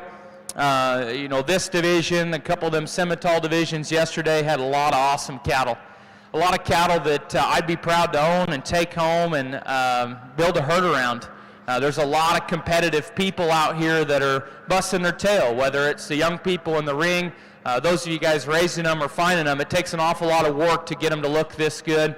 And there's a lot of folks that are trying as hard as you are and those next to you. And so just know as you leave, a lot of people have good cattle, a lot of people have opinions, and we'll show you how we like them. The heifer that wins this first, I guess, class of the three we pulled out, her decided advantage over this entire breed show out here is her ability to function off of her hip and hind leg. I think a really good hipped, square-hipped, hook-to-pin, tail-headed heifer that's tremendous in the set of her hock and her pastern. She could have a skosh more depth of heel in relation to her toe length, but that heifer's probably got the most appropriate set to her pastern and the most useful set to her hock. I think that's a very good heifer in terms of angularity up front. She probably lets her neck come out of the top side of her shoulder as free and comfortable as any heifer out here in this lineup. She walks that way and she stands that way, and I've always been told and taught that loose structured livestock always win out in a show ring. They always win out in production, and that's why I think this one's got a tremendous upside, whether it's in the show ring or out raising cattle. Loose spine cattle are always more advantageous as you work through production. One thing I would change on this heifer, she may run downhill a skosh. As you study where her blades and chest and forerib and top line all come together, that's probably a spot where quite a few of these heifers in this lineup correct her. We'd like to see more strength out of her blades. We could probably enhance her forerib shape, but we think she's tremendously good and elite where she is good. This heifer that comes next is just one of them ones that I think returns home, takes the halter off, and makes a tremendous cow prospect. There's so much good that she has that I think she can return to an Angus operation and just make good ones. And there was another one in that class that was on this elite level with these three as well. And we think that the differences there were hind leg structure, trueness of body shape, width and power that probably gave that heifer that advantage in that pair. I also think that's what gives this heifer a leg up as you're breeding this heifer and mating this heifer in the future. You know, if there's a couple criticisms that we have on this female, we think that management might have gotten in the way of this heifer a little bit as we get out here in this grand drive of Angus females. We can all see around ringside her chest is probably the biggest, most full. She's a little fat. You study them front feet, they probably need just a little TLC. She moves good enough. I like the function of her hip and hind leg an awful lot. I actually probably think it's more secure in terms of the heifer that's just in front of her because she motors more correct in terms of her spine. We think she's very, very elite. I think her chubbiness takes away from her wow factor out here in terms of her look and her presence. This heifer that wins this last class to me does have probably that management advantage in terms of freshness. She's probably laid quite a bit neater in terms of her neck. I'd call her 3 or 4 inches slimmer in terms of her neck as it sets onto her shoulder design. She's tucked up neater in her chest. That being said, I don't know if she lays quite as flat from the top of her shoulder blade to the base of her shoulder. She's not as sappy through her flank, but I think when you get in and study honest rib cage shape, she's tremendous in terms of the arc and curve out of her upper rib cage. We like the length of hip she offers. We like the tailhead setting that heifer offers. As you watch her get out and go, some of you could say, well, I wish she hit her track a little more comfortably.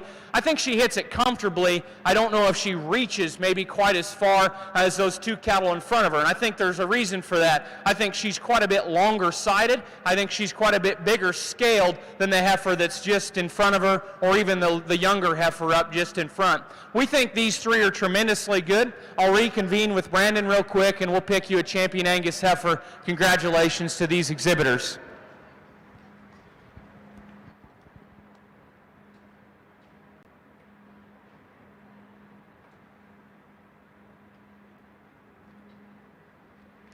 Your 2021 champion Angus heifer. That's Grace Griman coming out of class 308. Coming into contention, Riley Rogers.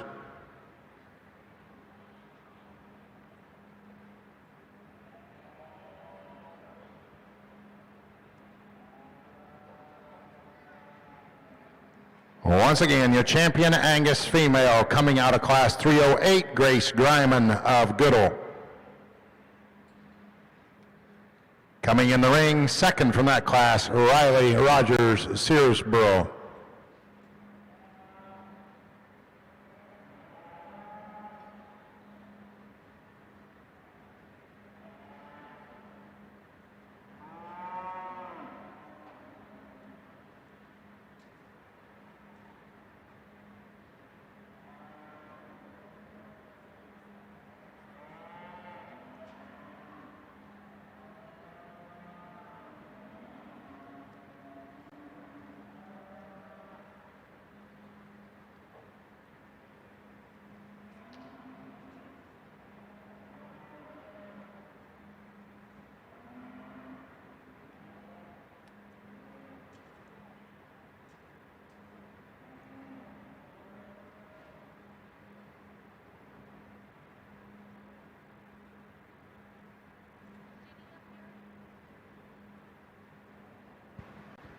Really nice heifer here that comes second to her in class, and very fresh in her condition. Because so, she just looks kind of unique as she gets back out here, in her head and her neck and her chest.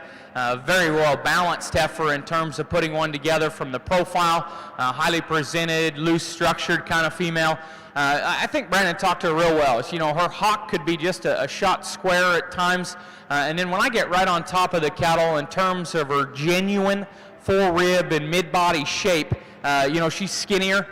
So you're wondering, you know, is she a little flat and giving up a little true dimension there, or is she just always going to be fighting, having just enough body shape? That's a question that we're left on that heifer. We do think if you're just the judge looking for the fresh, pretty profiling heifer that's loose structured, I think she's definitely in contention. We're going to reconvene here before we select our reserve champion heifer. Congratulations again to these Angus exhibitors.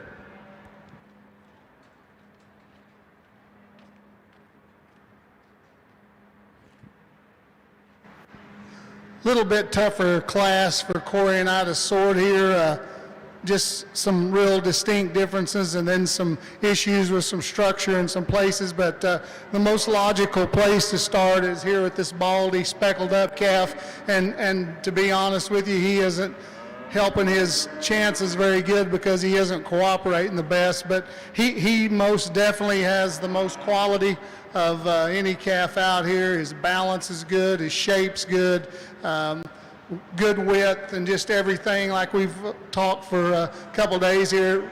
Really good in the way he's proportioned front to rear, and I think that's how he wins, along with the amount of stoutness he has. A little bit hard to read his mobility because he's fighting the halter. When he kind of comes around this way, it's better. His angles are good, and I think it's certainly acceptable for as much quality as he has. The next steer, really, really powerful, a lot of body, a lot of hip, a lot of mass from end to end.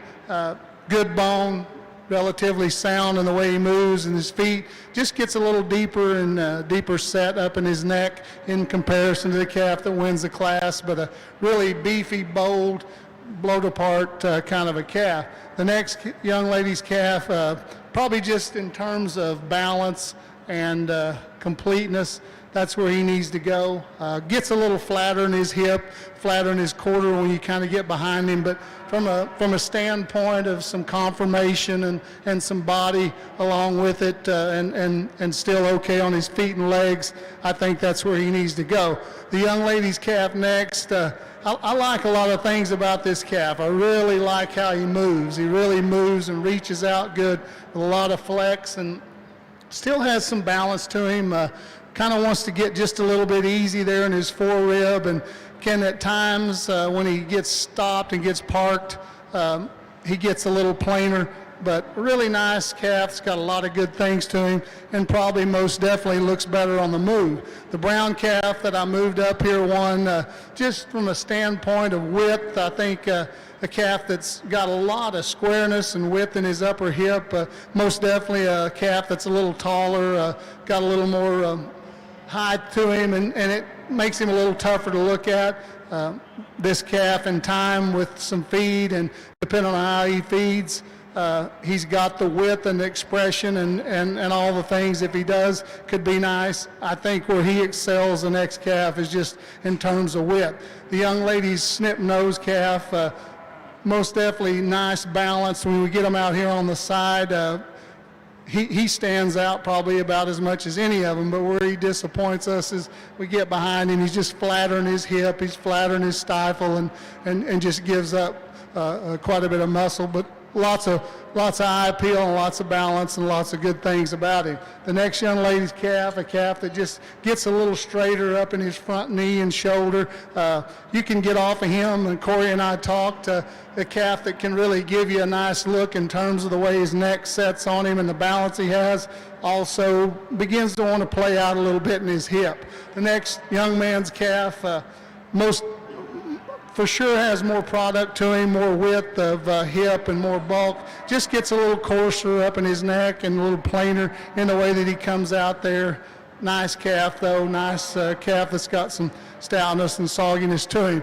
The next pair of steers, we got some give and take. The baldy steer, I think, just got a little more product to him, a little more body, and just a little more substance. All right, over on the heifer side, your reserve champion heifer coming out of the same class. That was Riley Rogers, Searsboro, Iowa. So once again, champion and reserve coming out of class 308, champion Grace Greiman Goodall, reserve Riley Rogers, Searsboro. We are now starting the commercial heifer division.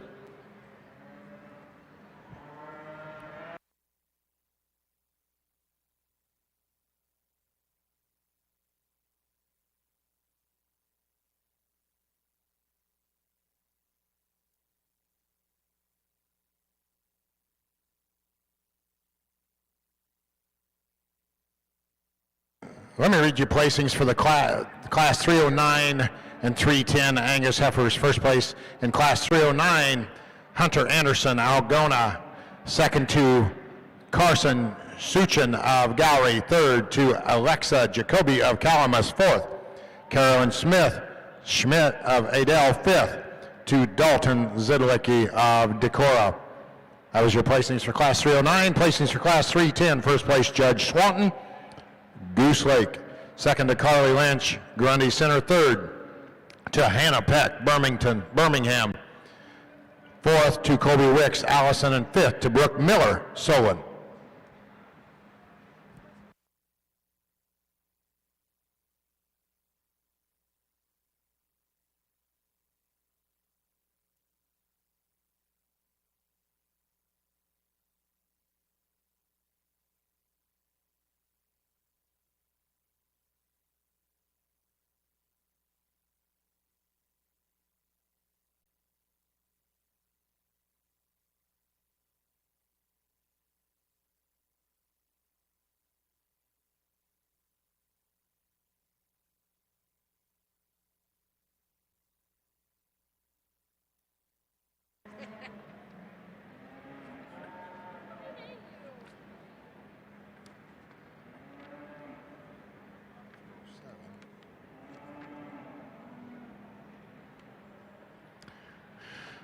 Over on the crossbred steer side, placings for Class 407, first place, Dayton Weaver Mobile. Second to Peyton Gull of Strawberry Point. Third, Kara Schultz of Esterville. Fourth to Abigail Krogman of Dundee. Fifth to Bailey Christensen of Adel. Sixth to Luke Kroc of Mechanicsville. Seventh to Mariah Cron of Riverside. Eighth to Cody Erickson of Clarinda. Ninth to Riley Means of Villisca. And 10th to Aniston Poston of Villisca. That was your placings for the first class of crossbred steers, Class 407 in Division 3.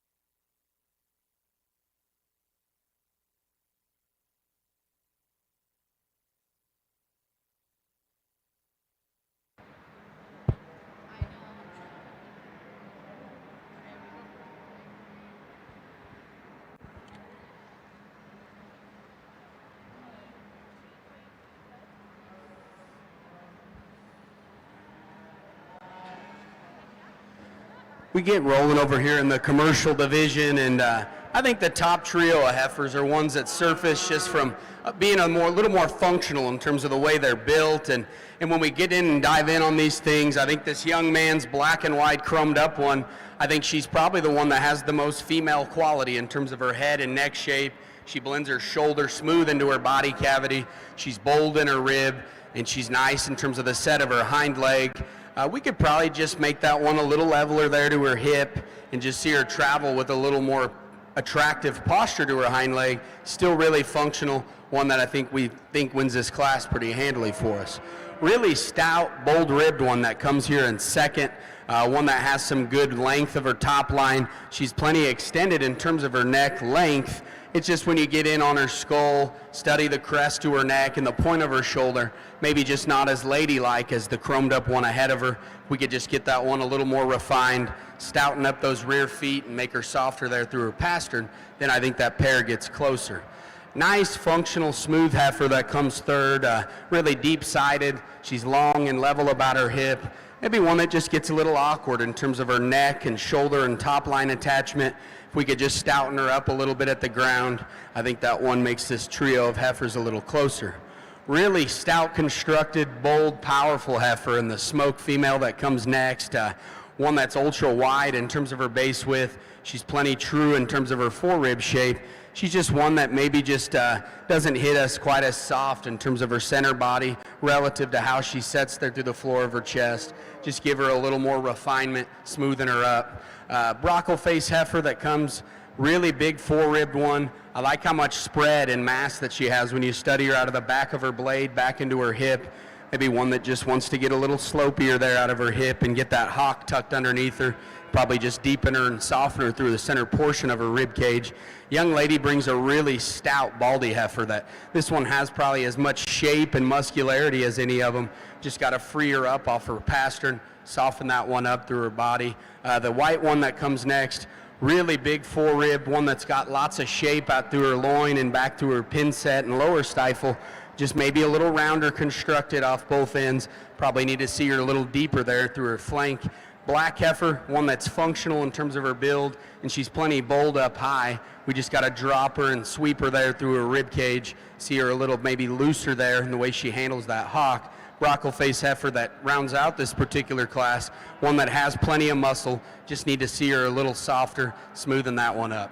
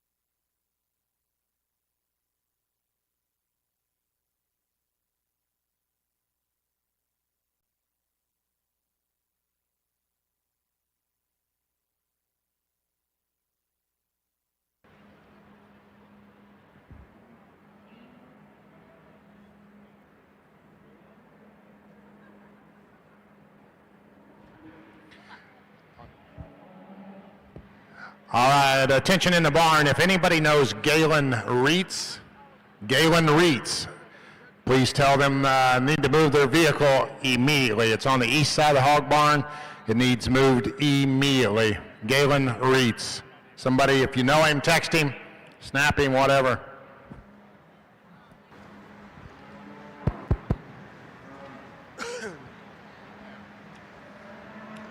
Boy, this is fun. When they get to be as good as these two that come off the top end of this class, this is really, really enjoyable. I'm going to talk about what Mark and I see in these two calves, and we're gonna pick on them, and I'm going to pick on them. But I mean, these two are two that I would be proud for my boy to show any day of the week that ends in Y for sure. I guess we like the extra extension that this one in first has, and just so balanced and so proportional in terms of the way he's made. His neck comes out of his shoulders so high. We love that about him. But yet, like I told Mark, he's so good fronted, but yet he's not. You wouldn't call him freaky. It still fits his whole overall build. He's just very up-headed, very high in his neck set. We love that about him. He's big and bold as he comes into his shoulder. We love that about him. A calf that's got plenty enough muscle for us to be a market critter. And when you set him in motion is where he sets him apart. Not that the calf in second isn't sound, but just so elegant and holds his hip together and his neck together so good on the move. We like a lot of things about that black steer. Really good calf for that young lady. That's not to take anything away from this calf in second. This calf in second, how I see him is, he's a denser muscled calf. I mean, when you get up on this calf, he is burly, just massive from nose to tail, extremely, extremely wide. And because of all that width and dimension, he maybe looks a little shorter ribbed, a little shorter coupled. Not that we're worried about size on him, but he just doesn't have the extra ESTs of that first one. For a calf, for as much muscle that he has, just so big-footed and good-footed in how he goes around the ring, a calf that we would just like to lengthen him out to run right ahead of that one in first, but wish those two could have been in separate classes. Very, very good cattle. Then there's kind of some give and take here in the rest of this class. We're going to use this star-headed calf next. Really good silhouette to this calf, just not nearly enough muscle to run with them ones on up ahead. Really stout one. Here's one of the stoutest ones in the class that comes forth. One that young man gets him set up. Boy, he looks like a statue. Big boned, awesome necked. Love that about him. When the young man gets him in motion, maybe he doesn't use his hock quite as genuine in how he hits the ground and handles that hock. But boy, from a muscle carcass standpoint, he sure got it. The next best structured one comes next, and that's why he's there. Calf that's good, built good in his skeleton, one that we would just, give a lot more muscle to from nose to tail, just not the top shape and dimension as the ones on up the line. And then close pair there between that white steer and this black and white one here. Young lady's calf just maybe doesn't handle those back wheels quite right, just set down quite as square true as the ones right up ahead of her. And then we round out the class with by far and away the shortest coupled calf of the drive. Got a lot of muscle. We'd just like to lengthen that calf out everywhere.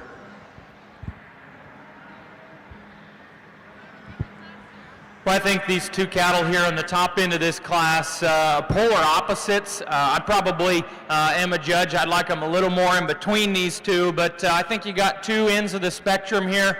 I think both are really, really good cattle. They're just quite a bit different. The heifer that comes to us with a bit more bone and stoutness, a bit more presentation to her today, some might say, is this heifer here that we like to start the class with. A little more demanding in terms of her presence. Actually, for being the bigger-ended heifer, I actually think she's set just a little smoother in terms of her shoulder.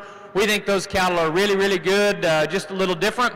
Structurally speaking, you could probably pick on them both. When this one gets to walking a little fast, you change your hock, but I think a heifer that's comfortable enough in motion, especially as you study her spine, and I think that's her advantage over the heifer next, just a little more comfort in her spine. This heifer's really bold-bodied, really strong in her forerib, and you'll love her center rib cage shape.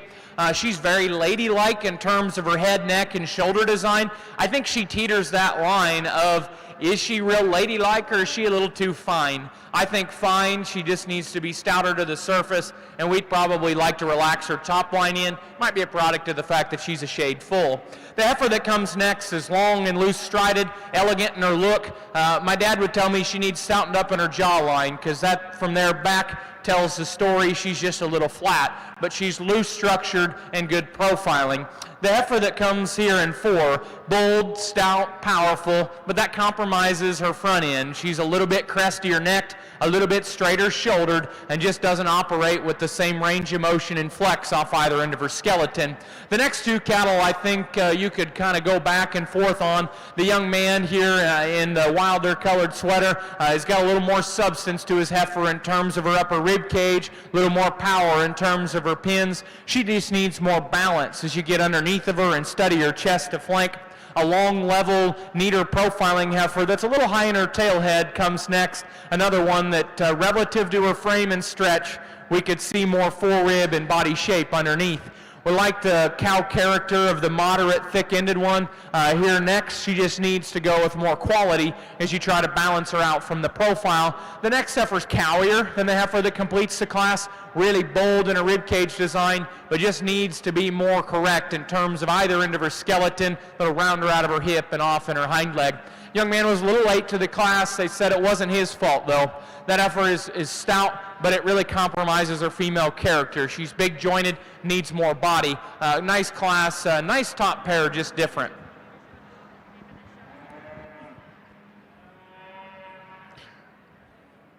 All right, over on the heifer side, was that mic volume on the judge about right, guys? Good? Good. Good, all right. Just trying to get that adjusted for you.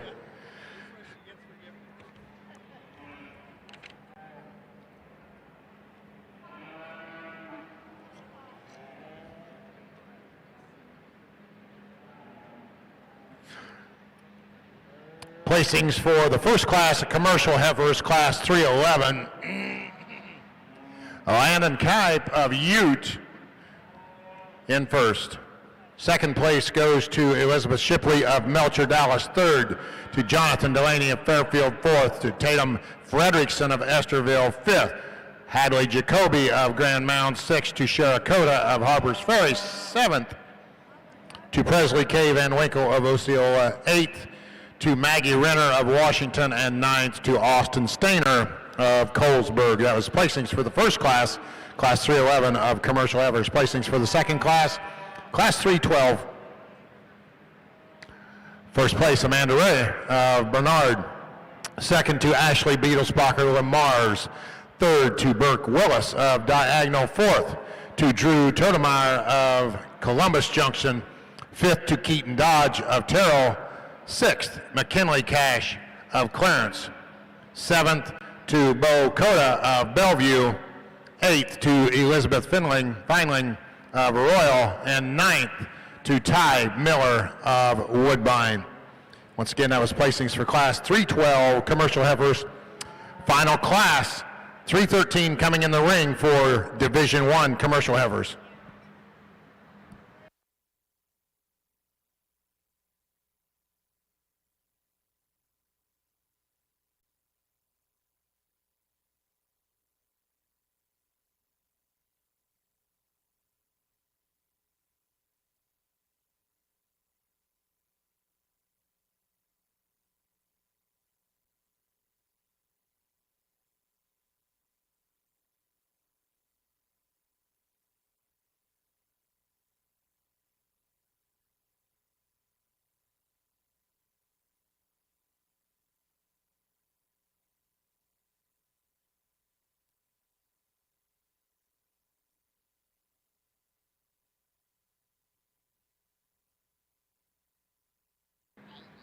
Over on the steer side, placings for class 408 crossbred steers. First place, Emma Sinclair, Williamsburg. Second to Kennick Paulson of Preston. Third, Briley Alliger of Gallery. Fourth to Reese Oglesby of Messina. Fifth to Ellie Mosier of Nevada. Sixth, Jalen Hartnett of Storm Lake. And seventh to Kelton Kralik of Creston. Currently in the ring, final class of Division III, class 409.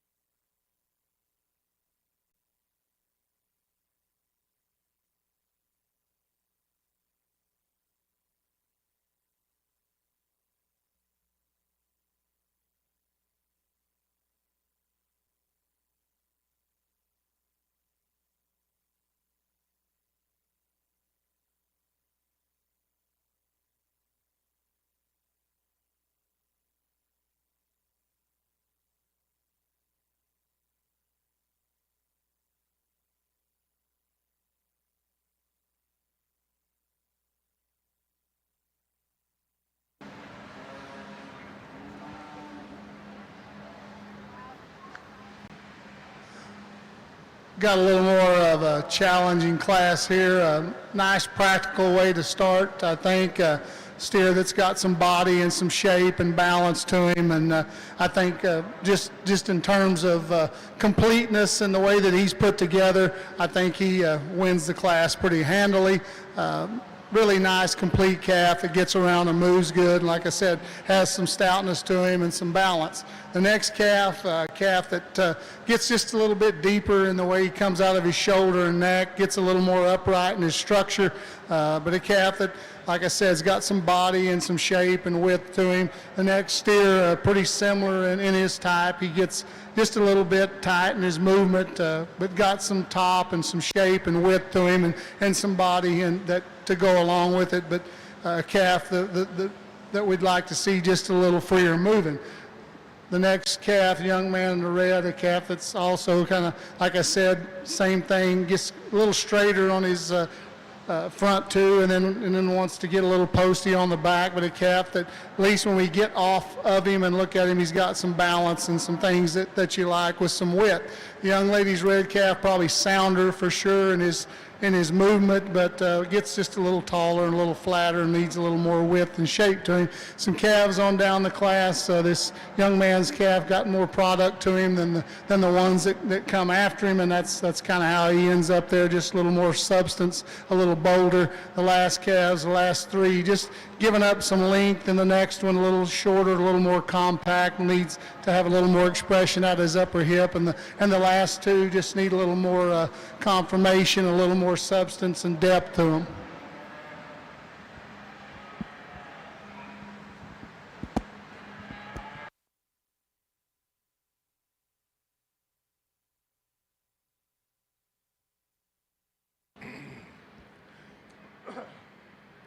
Placing silver on the steer side, final class, Division 3, Class 409, first place, Braden Charks of Underwood. Second to Wade Spencer of Logan. Third, Kaylee Axmere of North English. Fourth to Henry Pithen of Danbury. Fifth place to Maggie Albert of Hartley. Sixth place, Weston Fueling of Monona. Seventh to Kinsey Luberich of Oskaloosa. Eighth, Cody Messer of New London. And ninth to Jamie Toll of Lamoni.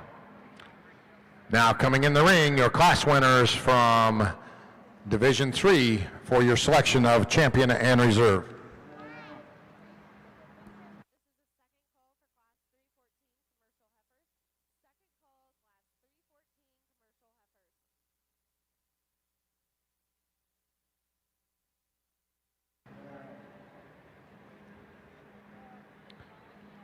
Class winner out of 407, Dayton Weaver, Mobile. Class winner out of 408, Emma Sinclair, Williamsburg. Class winner out of 409, Braden Charks of Underwood.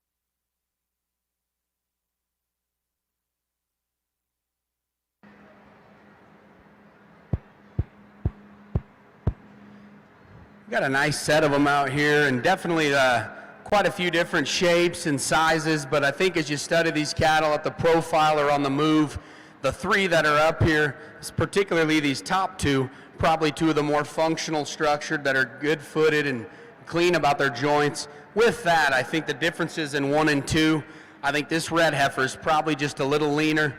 She's a little more ladylike there about the shape of her head and neck. I think she's got a nice sweep to her rib, one that's level in her hip, utilizes her hind leg and her pastern very good when you study her in motion. Probably not going to be one you just ever have to get too worried about being the biggest in the world, but I think she'll always be nice, sensibly sized, moderate, really good bodied, functional kind of a female that has a nice look about her. If you're in the market for raising some show steers, I think this heifer in second definitely probably brings some intangibles to the table that maybe make her one that you might have preferred out here. I think this one's width, robustness of rib cage, and extra power and shape that she possesses is extremely good. I still think she's relatively smooth enough when you study her from the side. We just kind of wondered if maybe that smoothness comes from the fact that she's probably packing a little extra condition today. I'd like to probably lean that one up, stretch her out about her neck, and probably just stouten her up there on her rear feet. But I think a heifer that certainly has some quality, certainly has some value moving forward.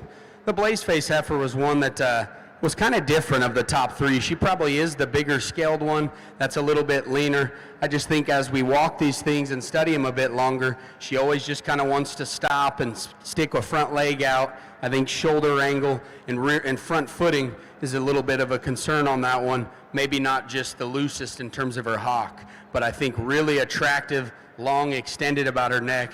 Good heifer there in third.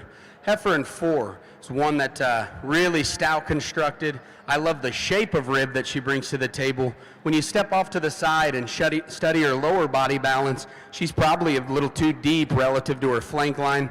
Probably needs to just be lengthened out about her hip to allow her to take a little longer of a stride off her rear skeleton. The young lady brings a really nice one in terms of just being packed full of muscularity and shape, one that's got some feature about her. She's probably just not as maternal about just the shape and depth to her rib cage, one that we could probably just free up there as she hits the surface than her rear two. But I think a heifer that's good looking and extremely stout and powerful.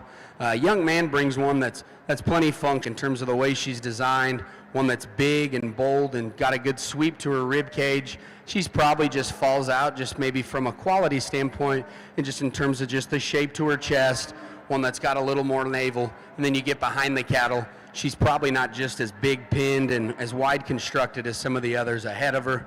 Young man's a brockle-headed female, really big feet and legs, one that's got some good turn to her forerib and through her heart. Probably just a little, needs tidied up there through her chest, get that loin hooked up smoother and level her out there through her tail head.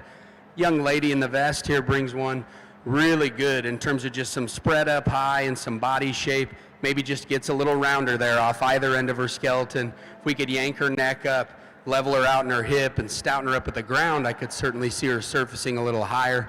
Little low input, big bodied kind of a female the young lady brings next.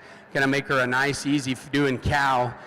Throw her in the show ring setting, and maybe just her size and excess of condition today is what sorts her down the lineup. I think feet and legs and body type in that heifer is extremely good. And then the one we conclude with, the young man's brown tinged heifer, I certainly think has some refinement and female quality about her front end, just maybe a little fragile, just need to fix the way she gets around the ring off both ends.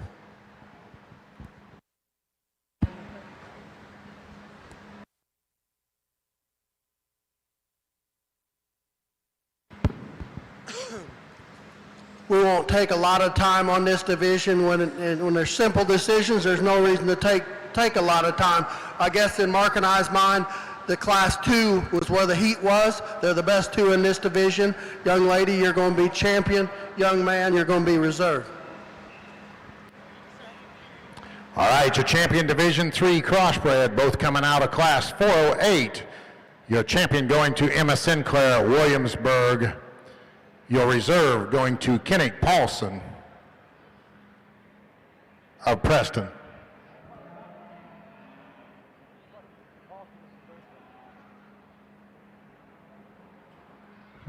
Once again, champion Division 3 crossbred coming out of class 408 Emma Sinclair, Williamsburg champion, Kennick Paulson, reserve.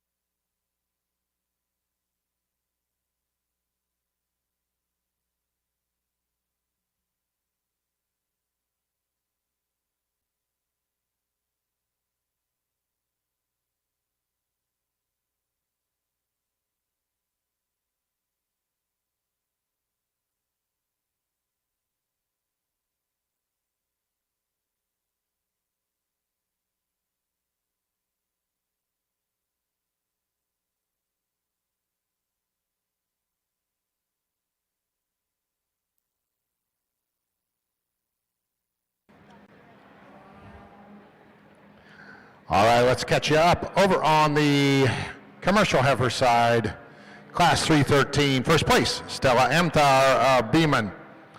Second to Scout Rock of Packwood. Third, Caden Olson of Nevada. Fourth to Nora Spencer of Logan. Fifth, Kenley Holmes of Wellman. Sixth to Ty Van Vliet of Pellis. Seventh to Brady Reynolds of Earlham. Eighth to Devin Davis of Corden. Ninth to Lacey Rouse of Mechanicsville. And 10th to Luke Kroc of Mechanicsville. Once again, you are currently watching the selection of the Champion Division 1 commercial crossbred, commercial heifer. As we get to the commercial lineup here, we think it really boils down to these final two and those seconds behind them. You could probably justify a lot of different things. The black and white heifer really fits the group in terms of structure and body, but maybe comes in a few more pieces as you analyze her on the go. So we think there's probably good discussion here in these next two. Again, probably polar opposites. You're going to get into a commercial heifer show, and I think there's a lot of different purposes for the cattle. I think if we're just trying to find a really nice lined, freaky necked heifer, the black one could really suit you. She's slim about her neck as it ties high, really long and level in terms of her top line. I read her way off the cattle a little bit hard.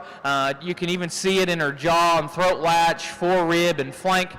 Maybe gets a little straighter for us as you study her to the surface, but she kind of wows you in terms of her look. A good cowy kind of heifer that was second to her. It's a little fragile made. The red heifer for us is a really good bodied cow. I think as you project her out, I think there's a lot of utility in that young female as she goes maybe even into a productive life. We like her rib cage the best. She's good in her feet and legs. I don't know if I read a lot of extension in her in terms of the rest of her life. She's a little heavier conditioned relative to the heifer just in front of her, but she held a leanness advantage in the top pair within her class. That heifer's still ladylike in her head and her neck. You could change and tweak her shoulder ever so slightly. We probably think she's the safer heifer structurally and body type wise. We're going to use her to win this first division. Congratulations to that exhibitor.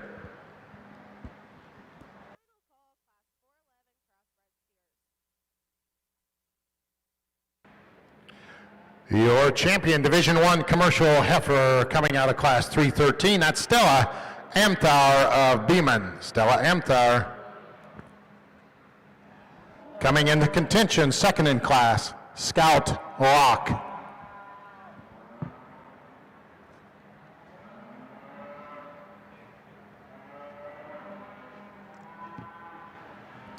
We really do think that there was a nice pair of cattle in that class in terms of body type. I'm not saying either one of them are the epitome of my kind. I don't know if we found one of those in here. We think if this heifer was a shade leaner, she would have ran with that pair. She's bold, stout. Probably just think she's a little bit more true in her rib and body and structure. She'll be reserved in this division. Congratulations.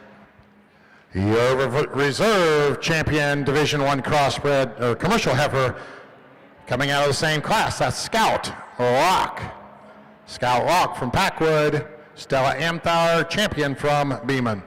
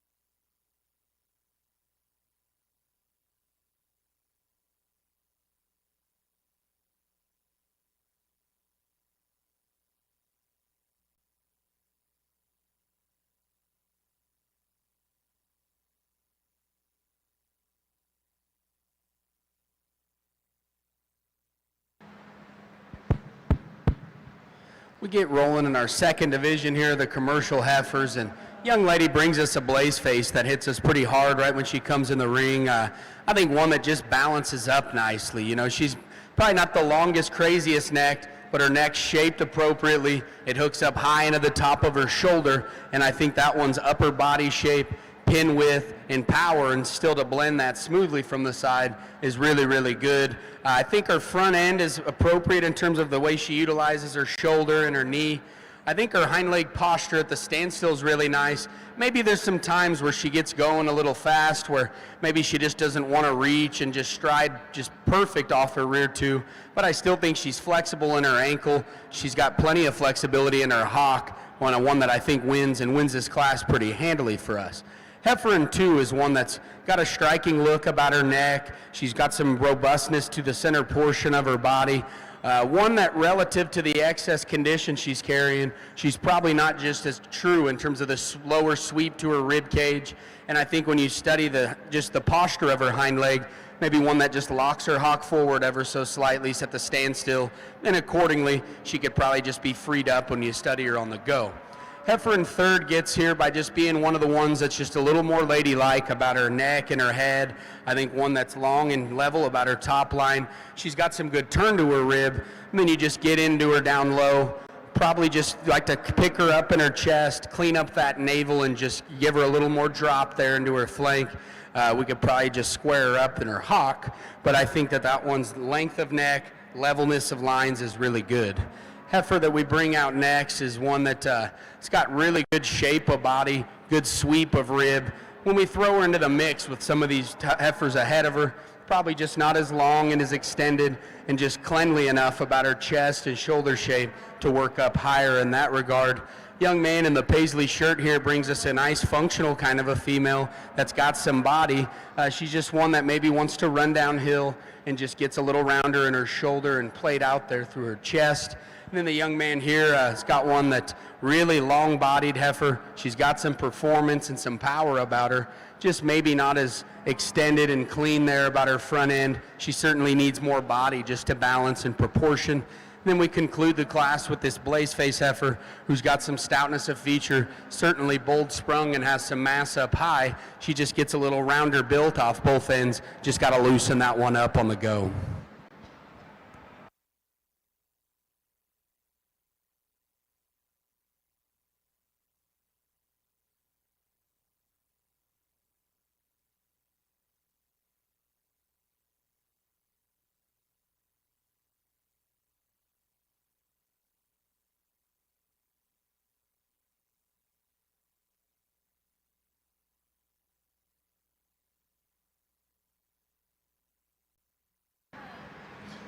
Got a nice silver steer to start this class, a calf that just has a little more definition to him. When you get right up on him, he's got a little more thickness down his back and out his hip, and I think still maintains a nice balance and nice profile and ties it all together. Ideally, we'd like to see him have a little more rib shape, but a calf that in terms of just quality and what he has, I think he handily wins the class. The next calf, the black calf, I think is really nice. His balance and profile is good. You like how his neck comes out of the top of his shoulders there. He too balances up really well. He gets just a little tighter in his forerib, maybe just a little tighter in his body. Both of those calves, I would definitely say they need a little more rib shape to them, but their conformation's good and their structure's okay. This black one wants to toe out just a little bit at times, but not bad. But I really like his profile and his pattern. Two steers that I think contrast each other, and I think that's the way they need to go. The young lady's calf in third, definitely more body, more shape, probably more true muscle right from behind. Where we'd like to change him is the way that he ties in his forerib and his shoulder. He gets just a little bit narrow coming out of the top of his shoulders and wants to be just a little slack there in his back, and kind of when he does that, it makes him push forward and pop those shoulders out. But really a calf that big, stout, meaty kind of a calf that's got some mobility and some things that you like about him. The next couple of calves, we went back and forth on them, and I think the young lady's calf here in the blues just probably just a little bit freer in his movement. I wouldn't argue with you. They're both not quite right, but maybe just a little sharper in his neck and his presence and his balance, and trying to keep the conformation looking the same in the class. That's where he needed to go. The next calf, like we said, a little bit short-strided on the back and a little more depth in his neck when we get back off of him, but a calf that's got some bone and some substance to him, and still some things that you like. Then we end up with the 3 calves, and I think the silver one, we just ended up with him where he's at. He's a little structurally more correct. He's a little softer in his movement, and just a little easier looking as he moves around the ring. The young man's calf, the black one, no doubt more muscle than any the other 2 in front or behind him, but he too is just straighter than we'd like to see him. And then the young lady with the gray steer that winds up the class, just the same thing we'd like to see from a structural standpoint, just freer in his movement.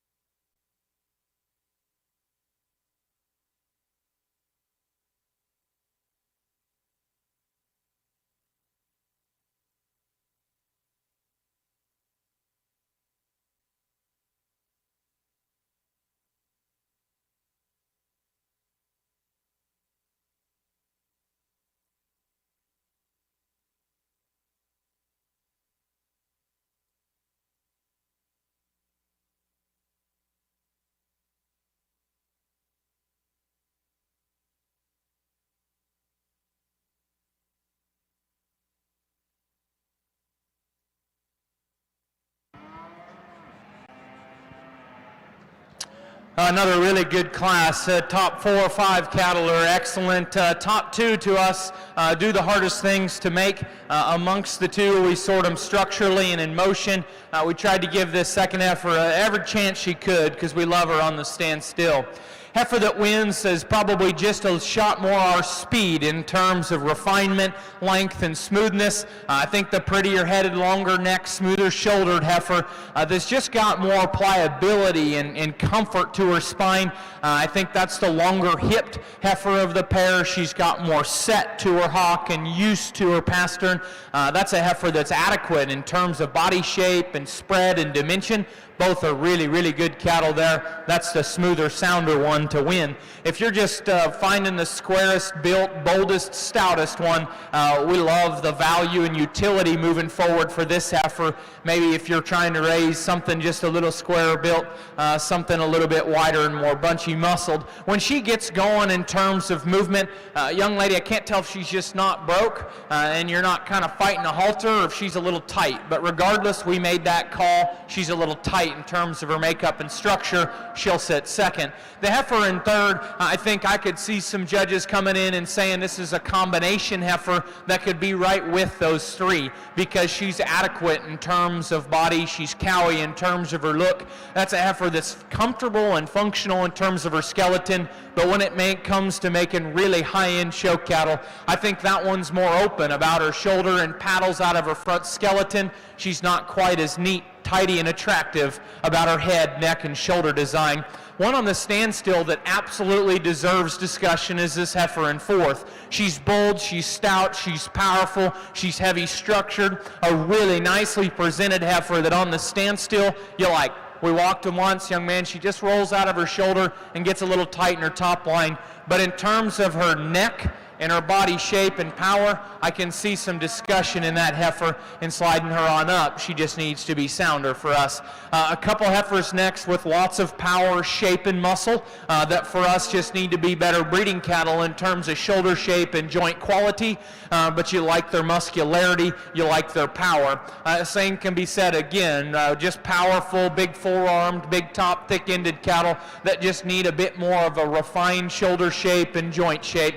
You got more refinement and smoothness in the heifer that comes next. She's more ladylike in terms of her feature. It just needs to be more robust as you study your center rib design. A couple heifers that get it more in trouble structurally here that conclude the set.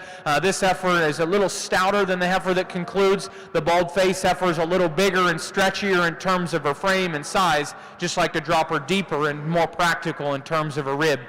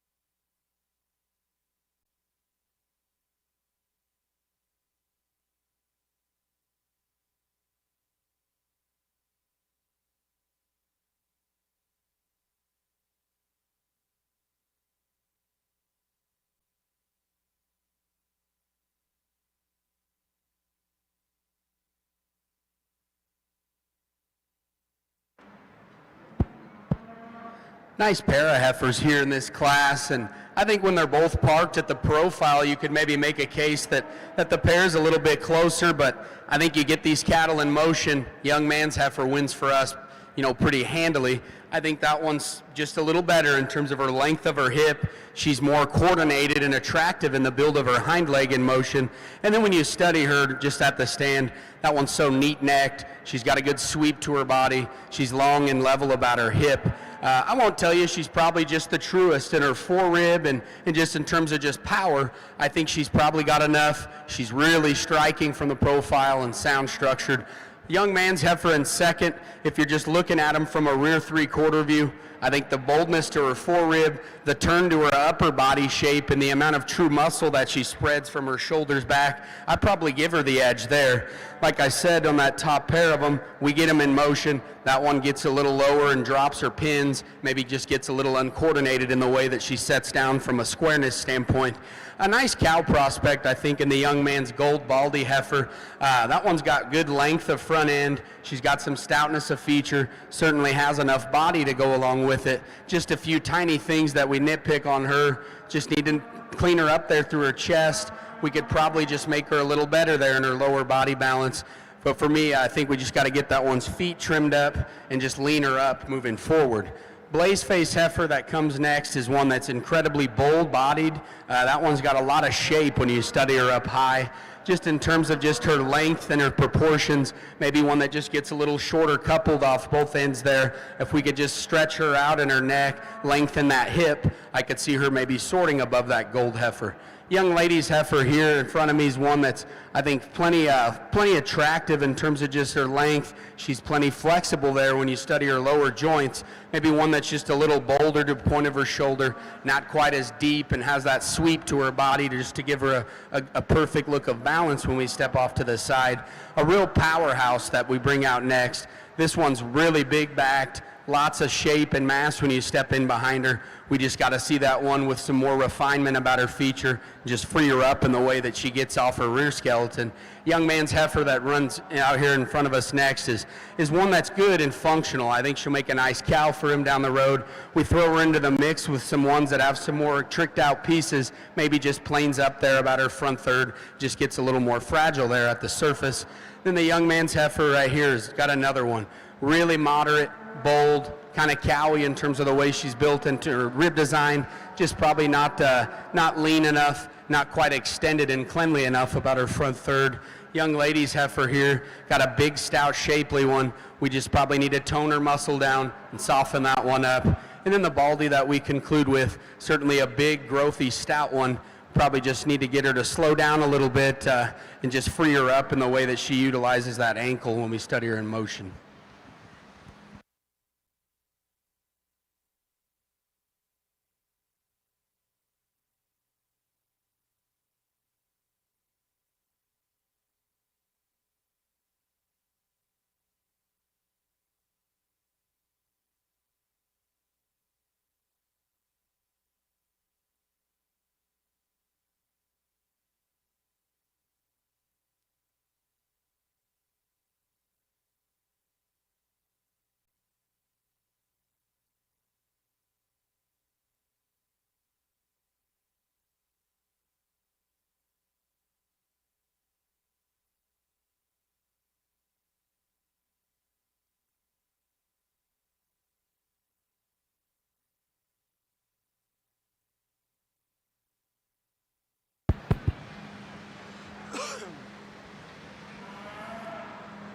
Extremely tough class here on these front two in this class. Boy, we've said that a lot. It seems like the last 24 hours here, but boy, these two right here, they're good. They're real good. We're going to pick on them, full well knowing that my son is never going to show one as good as these two right here. I mean, they're it's just luck, by luck, that you get them to where they're this build and this design. It's very close. We're going to tell you how we see them. We think that the calf that comes out of that's going to win this class in his forerib is where he wins the class. He's just so solid as he ties into that forerib and into his shoulder. He's so smooth right there, and you get him in motion, he just stays so good in his silhouette and so good at the ground when you set him in motion. He's a big-bodied calf. I think he has the advantage there in that regard. Is he jack neck? Does his neck just tie as high and freaky as the calf in second? No doubt about it. That's where we would change him.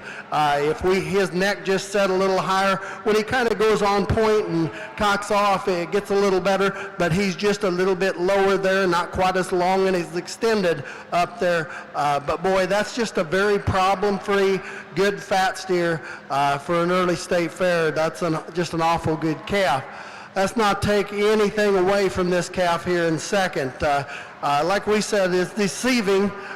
This calf, he gets a little pinch behind his shoulders right there, and most of the time they don't have as much muscle. We think this calf's actually a little wider pinned, a little wider stifled than the calf right ahead of him. No doubt about it. We love the neck set. We love the build of the front 1/3 on this calf better. Like I said earlier, we just change him right behind his shoulder blade, and how he ties in, just give him a little more upper rib shape and dimension. Boy, that's two awful good steers right here in this particular class. Then we take a breath here and kind of get into the rest of these steers. There gets to be a lot of give and take. We just think from a muscle aspect, the next best one in terms of top shape and power is this one that comes third. He's a long-sided, long hip steer. Just doesn't have the extra body shape and dimension of the two right up ahead of him, but a good practical kind of steer for that young lady. Explosively muscled black and white steer here that comes fourth in this class. He's a long, freaky neck calf. Likes to run downhill just a pinch, and maybe just has a little too much width in his shoulder, lower shoulder there to get on up into third hole, but a real heavy muscled one. Real long pattern calf here in fifth. Long level hip like that about him. Just maybe doesn't set down as free and easy as them cattle right ahead of him, but a calf that we do like his length and extension.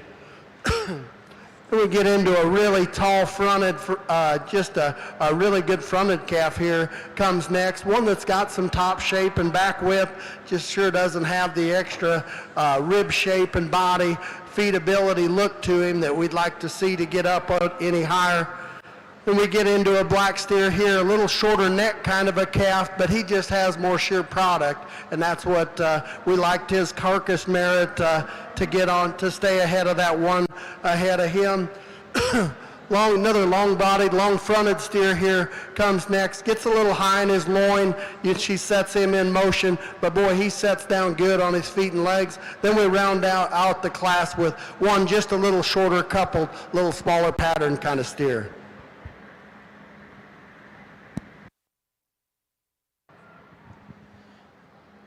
A really nice division here in our commercial heifer show. I think these three class winners are excellent cattle. We can, nitpick them here or there, but I just take a second and analyze them and understand that they're real good and they're all a little different. Our seconds are nice cattle. I think, as they get back out here, we found the right class winners that came to the top, because they're a little bit more our speed in terms of structure and kind, but they're still really excellent kind of livestock.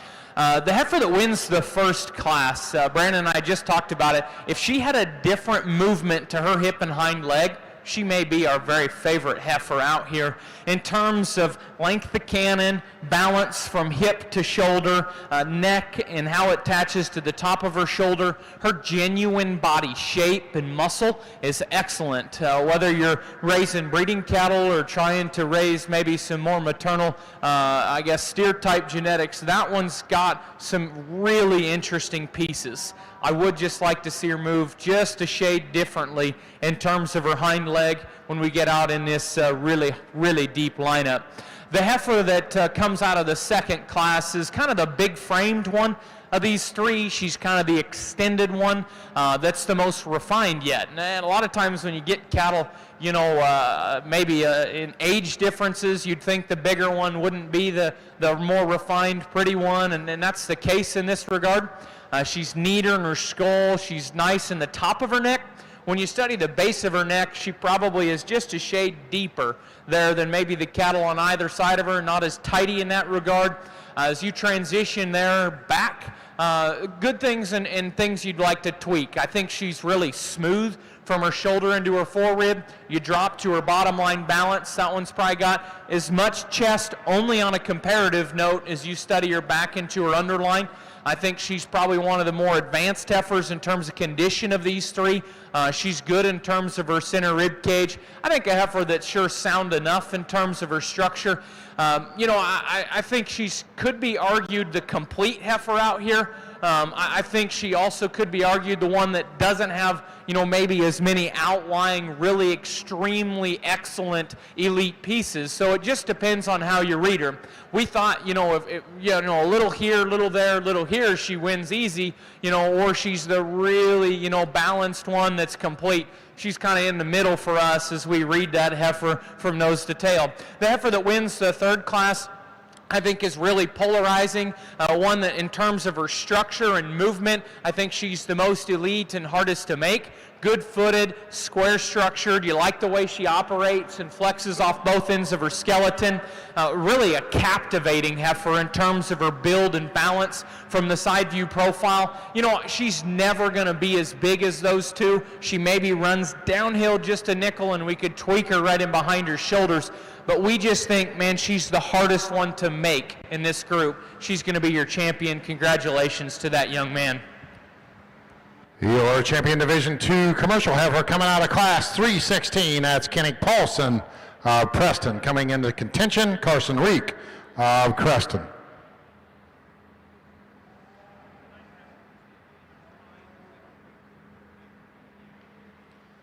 Your reserve champion coming out of class 315. That's Bailey McCullum Colo.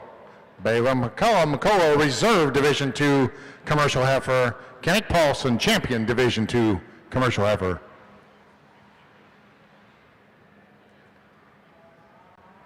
Let me read those class placings off to you.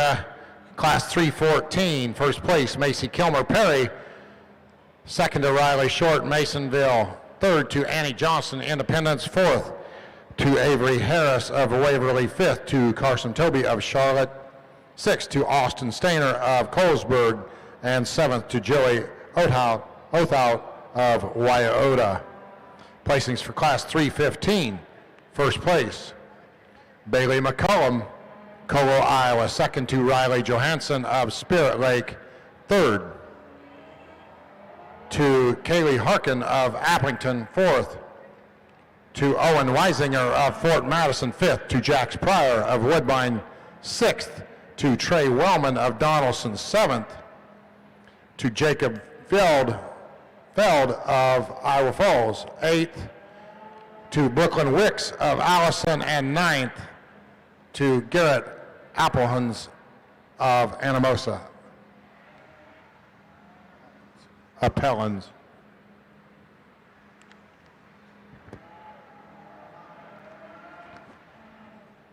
And placings for that final class of Division II, first place, Kenny Paulson, Preston. Second to Carson Reek of Creston. Third to Kinzer Gallagher of Elkhart. Fourth to McKenna Burmeister of Raleigh.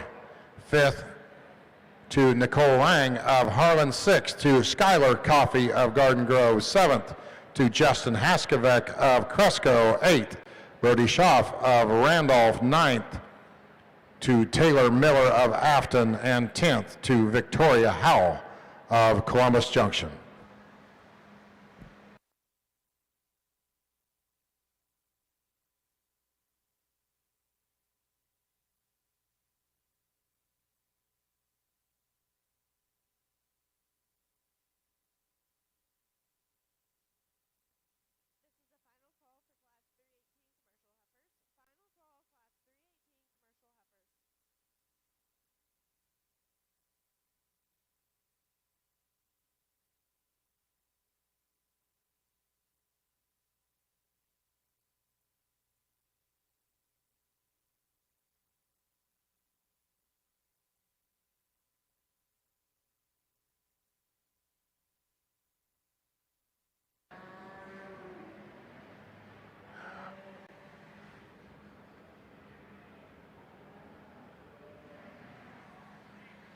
Let me catch you up over on the steer side. Placings for Class 410. First class, Division 4. First place, Anna Freese of Adel. Second to Kia Payne of Spirit Lake. Third to Sarah Tapkin of Adel. Fourth to Tyler Pudens of Story City. Fifth, Logan Kroc, Mechanicsville. Sixth, Cooper Avey of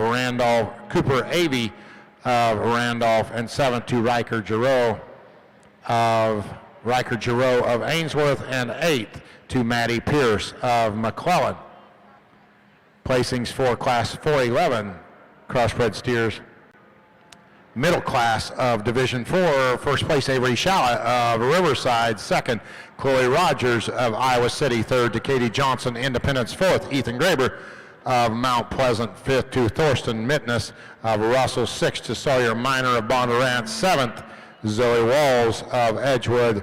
Eighth to Addison Seidelman of Linden. And ninth to Taylor Howell of Columbus Junction. Final class, Division 4, currently in the ring, Class 412.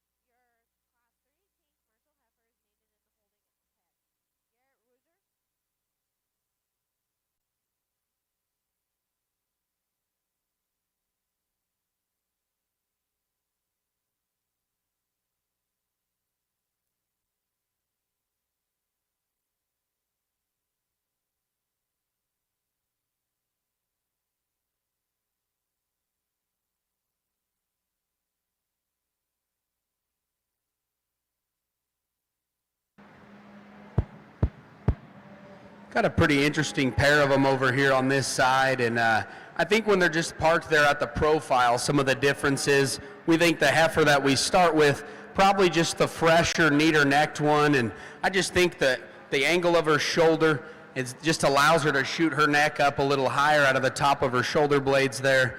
One that's really bold and has a tremendous sweep to her rib. I think at the standstill, I love the way that she postures up in her hip and hind leg, get them into motion, and we probably don't think that there's just maybe quite the reach and comfort there to the surface that maybe we'd like to see, but I still think that she's plenty functional and she's square in her build, and we elect to go ahead and lead off with that one. It's kind of hard to get just a tremendous read on this one, whether it's the fact that she's fighting the halter or if her shoulder angle just hinders her a little bit, just to get her neck shot out of the top of her shoulder and just to keep her spine right when she study her in motion.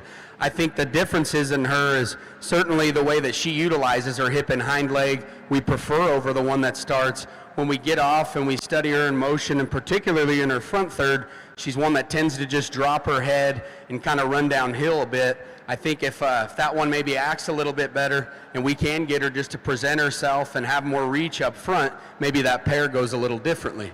Heifer in third does so by just being a good, practical, basic kind of a female, one that's functional. She's broody in terms of her rib design, her forerib and her flank, one that certainly has enough power to go along with that and still relatively smooth. We drop her in with the cattle ahead of her, probably just a little thicker necked, a little deeper to the base of her neck and played out there in her chest. If we can tidy and neaten up the front third of her body, I think the rear 2/3 of her are really nice. Maybe she could scoot up the lineup a spot or two. A young lady's heifer that we bring out in 4, one that's ultra bold and dimensional in terms of her rib cage. We just need to see that one with a shot more of just power and width underneath, make her a little square as she hits the surface when you get directly behind the cattle. Young man's white flanked heifer that we roll out here in 5, one that's got some length of front end. She's certainly bold and powerful when you get up on top of that one, just not the coordination and depth of body to move up in that particular lineup. Young lady's heifer that we come here next, kind of a good functional kind of female, one that's really bold in terms of her rib. You just study that one's chest to flank. We need to tidy her up there, drop her in her flank and just free her up so ever so slightly and she gets on motion. And then we have the young lady's star-headed female, one that's big and high-performing, one that's got some stoutness of feature. Just need to make her a little more ladylike about her feature of her head and shoulder, drop her there through her flank. Then we conclude the class with a nice blaze-face young lady's female, one that's certainly big fore-ribbed and has some shape when you get in behind her. We just got to loosen that one, drop her there through the center portion of her rib.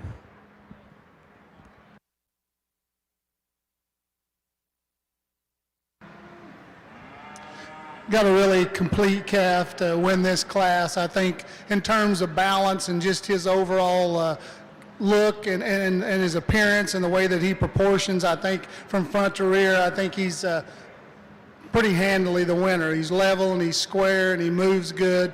He's got a lot of presence to him. His neck comes out good. Just a really nice, solid calf that ties everything together. The next pair, I think we end up with the baldy, the more speckled up one. I think his type and kind in terms of his balance and his look and his condition and where he's at today, I think matches the calf that wins the class. I think he's got just a little more presence to him today. For sure not as far along, but a calf that to me matches up better with the steer that wins the class. The next calf, deeper probably and bolder in his construction, a calf that's just struggling just a little bit today off of one back leg and wants to labor in that. Maybe gets a little deeper up in his neck and shoulder as compared to the two in front of him, but a really nice calf in terms of body and depth. Maybe wants to roll out just a little bit on those two back legs. The next baldy calf that's just real practical. He's real square and deep, a calf that proportions nice, got some product to him. He opens up a little bit when we get behind him and look at him over the top. He opens up with his shoulder a little bit, and you'd like to fix him right there on the bottom of his forerib, but a calf that's really complete and really balanced. The next steer, a calf that's really balanced, nice look, really up-headed, good bone, just gets a little harsher in his body, a little harsher in his forerib, and needs to move better off his front end. The next calf, definitely a little soggier calf, but a calf that's just a little more refined in his bone, a little flatter in his hip. And the red calf, same way. We'd like to loosen him up and give him a little more expression.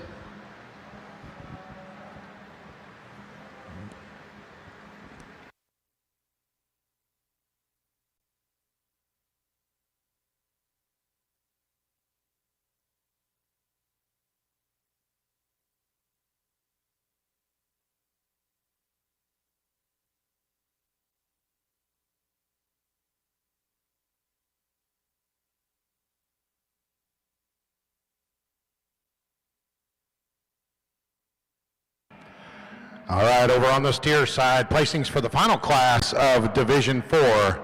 First place, Avery Shala of Riverside. Second to Tanner Curtin, Oxford. Third, Taylor Thomas of Gilman. Fourth to Camden Moffett of Indianola.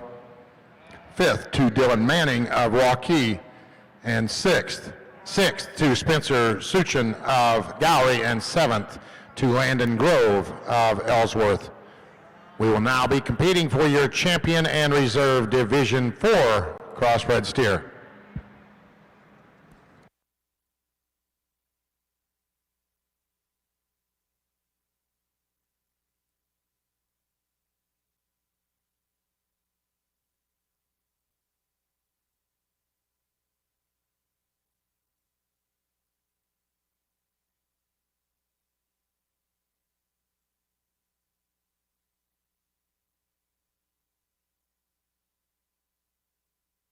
First class Division 4 winner was Anna Priest. Second class winner Avery Shala of Riverside. Third class winner Avery Shala of Riverside.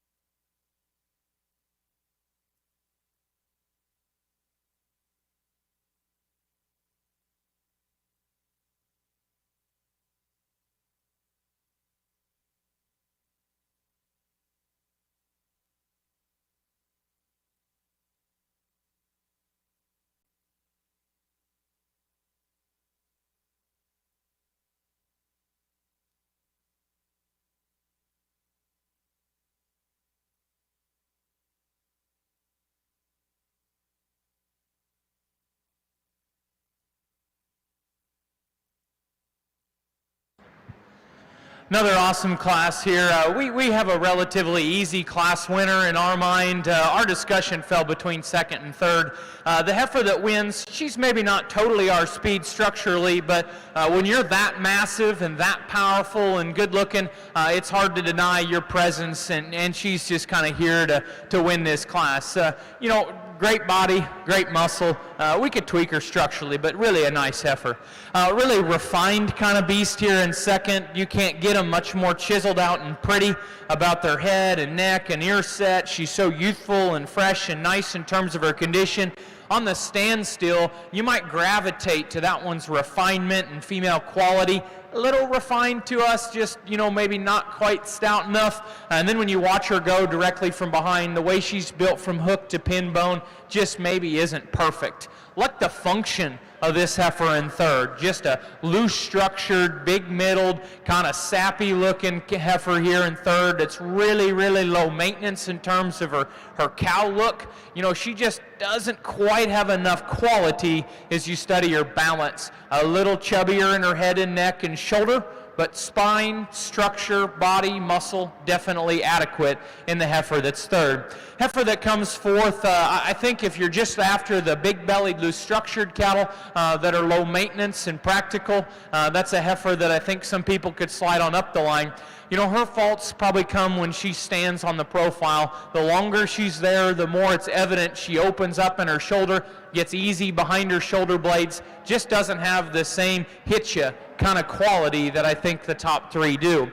The next one's kind of pretty profile and smooth-shouldered and angular. just a little too one-dimensional as you step behind the cattle in terms of rib, body, and power. Actually, I have a lot of respect for this Baldy heifer structure. Good in her top line, meets her stride in terms of her feet and legs. Probably not the most highly presented heifer in terms of the way she comes to us today, but good in her neck, good in her chest, nice in terms of her lines. Just need to open that heifer up more in terms of her center rib cage to allow her to kind of slide on up the line. Next female's bold and stout, just gets pretty troublesome out of her front skeleton for us. Just need to see more female quality in that regard. Heifer that concludes the set, big and stout, maybe just needs to cooperate a little better to show herself off, but sure got enough performance and shape down her top.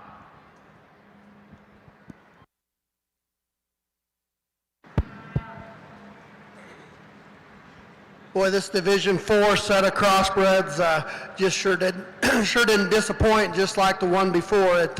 These 6 that were left out here, all genuinely good cattle in their own right. We'll just talk just a little bit about these class winners. Real long-bodied silver steer out of the first class in this division. We liked his extra length. Calf that's got enough power, maybe just doesn't open up quite as much down low. Maybe he doesn't use his hock and hind leg quite as pretty as the 2 right behind him, but a real long-sided calf. The calf that wins the last class here, we love his neck extension, really pretty up through that front 1/3 and how he ties together with his shoulder blade. One that probably, if we were changing him, we'd just like to deepen him up just a bit. Maybe doesn't have quite the extra added punch right there in the center of his body. And then we got this calf out of the second class. Just in terms of genuine market cattle build, here's one that checks a lot of boxes. Just so opened up down low, ties in so good to his shoulder blade. He's got enough muscle, but he's smooth muscled. Yeah, if you're going to change him, we would like to extend him up through his front end and just make that neck come out of his shoulder higher and longer. But boy, from the shoulders back, that's an awful good market steer. We're going to use him to win this division.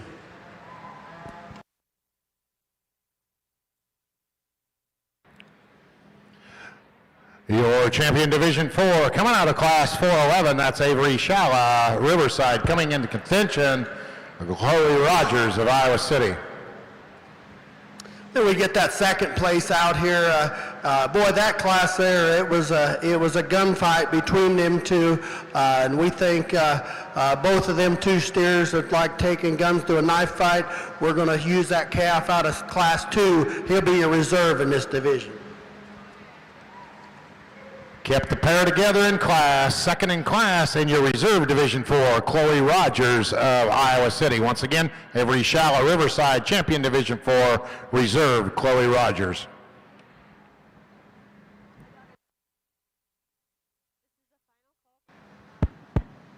We get out in this division here in the commercial heifer show, and Brady and I were just talking. I think lots of these classes had quite a bit of depth from first to about midway down, and the ones that we get out here I think look awesome. We start with the first heifer, one that's just really fresh and striking, I think, are 2 of the first things that come to mind when you study that heifer. I love her lower body balance, one that's really good in terms of rib shape, her length of hip, and I think at the standstill, like we talked, has a nice posture to her hind leg, get those cattle in motion, and she maybe isn't just the longest, freest reaching one, but I still think a heifer that certainly has some quality and fits really nicely out here in this division. The heifer out of that last class is just so demanding in terms of just her power. That one's so wide and bold and has so much dimension, yet I still think she's pretty darn smooth when you study her from the side. Certainly one from a condition standpoint, we could probably just mellow her out ever so slightly and draw back a little bit there. But I think that one's awfully impressive. She's so high quality from a balance and power standpoint. And I think of these 2, her hind leg is just so much more secure and flexible. Let's congratulate this young lady. She'll have your champion.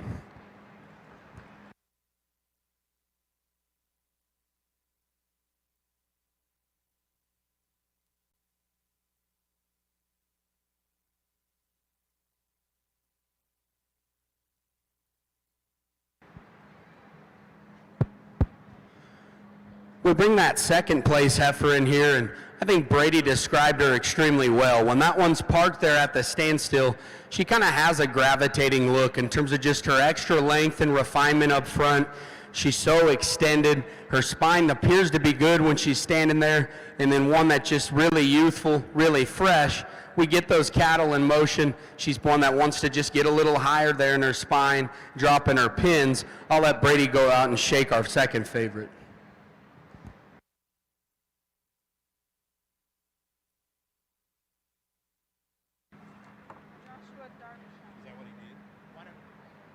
Both out of class 1? Class 2 won it?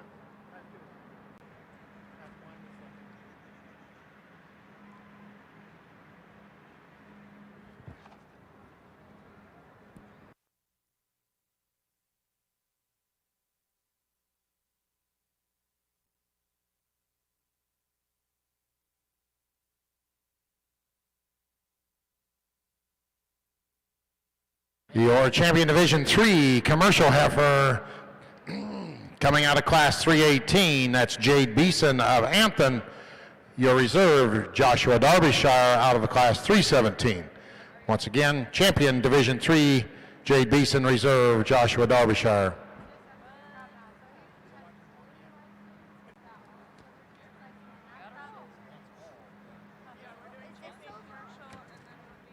We'll now be selecting your champion commercial breeding heifer.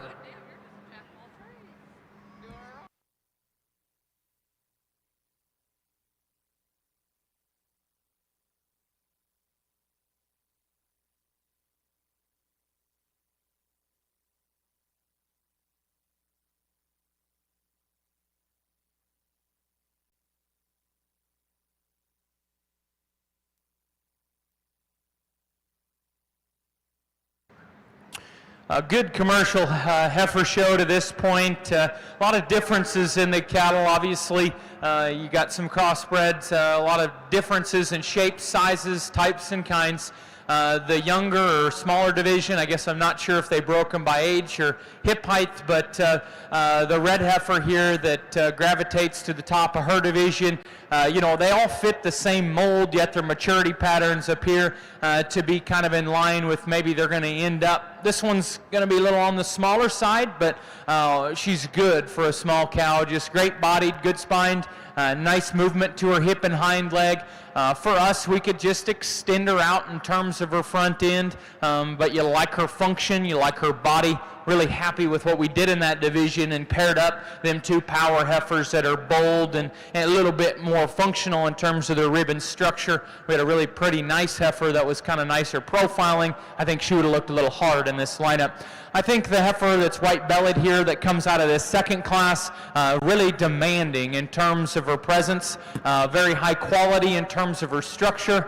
To us, she's the hard one to pick a hole in this set. The heifer that comes out of the last division's big, bold, and powerful. We could probably piece her together a little neater in terms of her front end, mainly just in terms of her condition. For us, this white-bellied heifer is your champion commercial. Congratulations.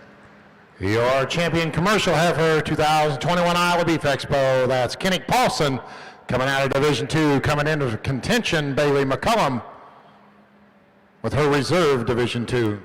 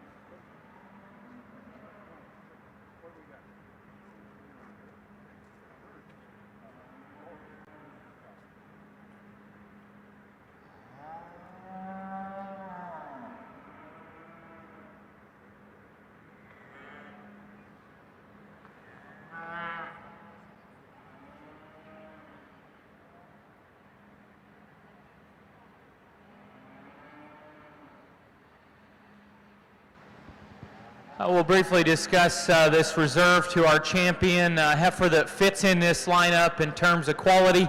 Absolutely. We like this heifer in certain areas a great deal. She's nice-bodied, good in her forerib and good back to her flank. Probably like her honesty of condition.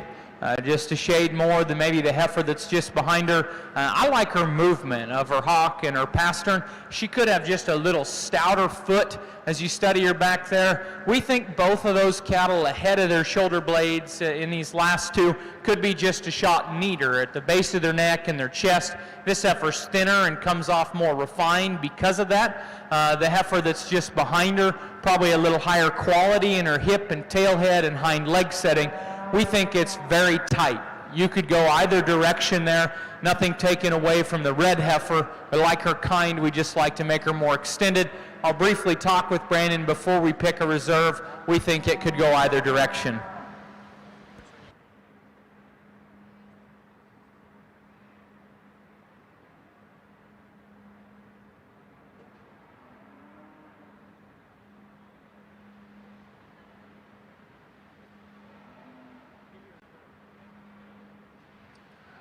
Your Division III champion will be your reserve champion commercial heifer. That's Jade Beeson. Jade Beeson will be your reserve overall commercial heifer. Your champion commercial heifer, Kennick Paulson, out of Division II. That'll conclude the heifer side. So 30 minutes after the steer side is over, we will be doing our Supreme Drive, starting with the heifers this year.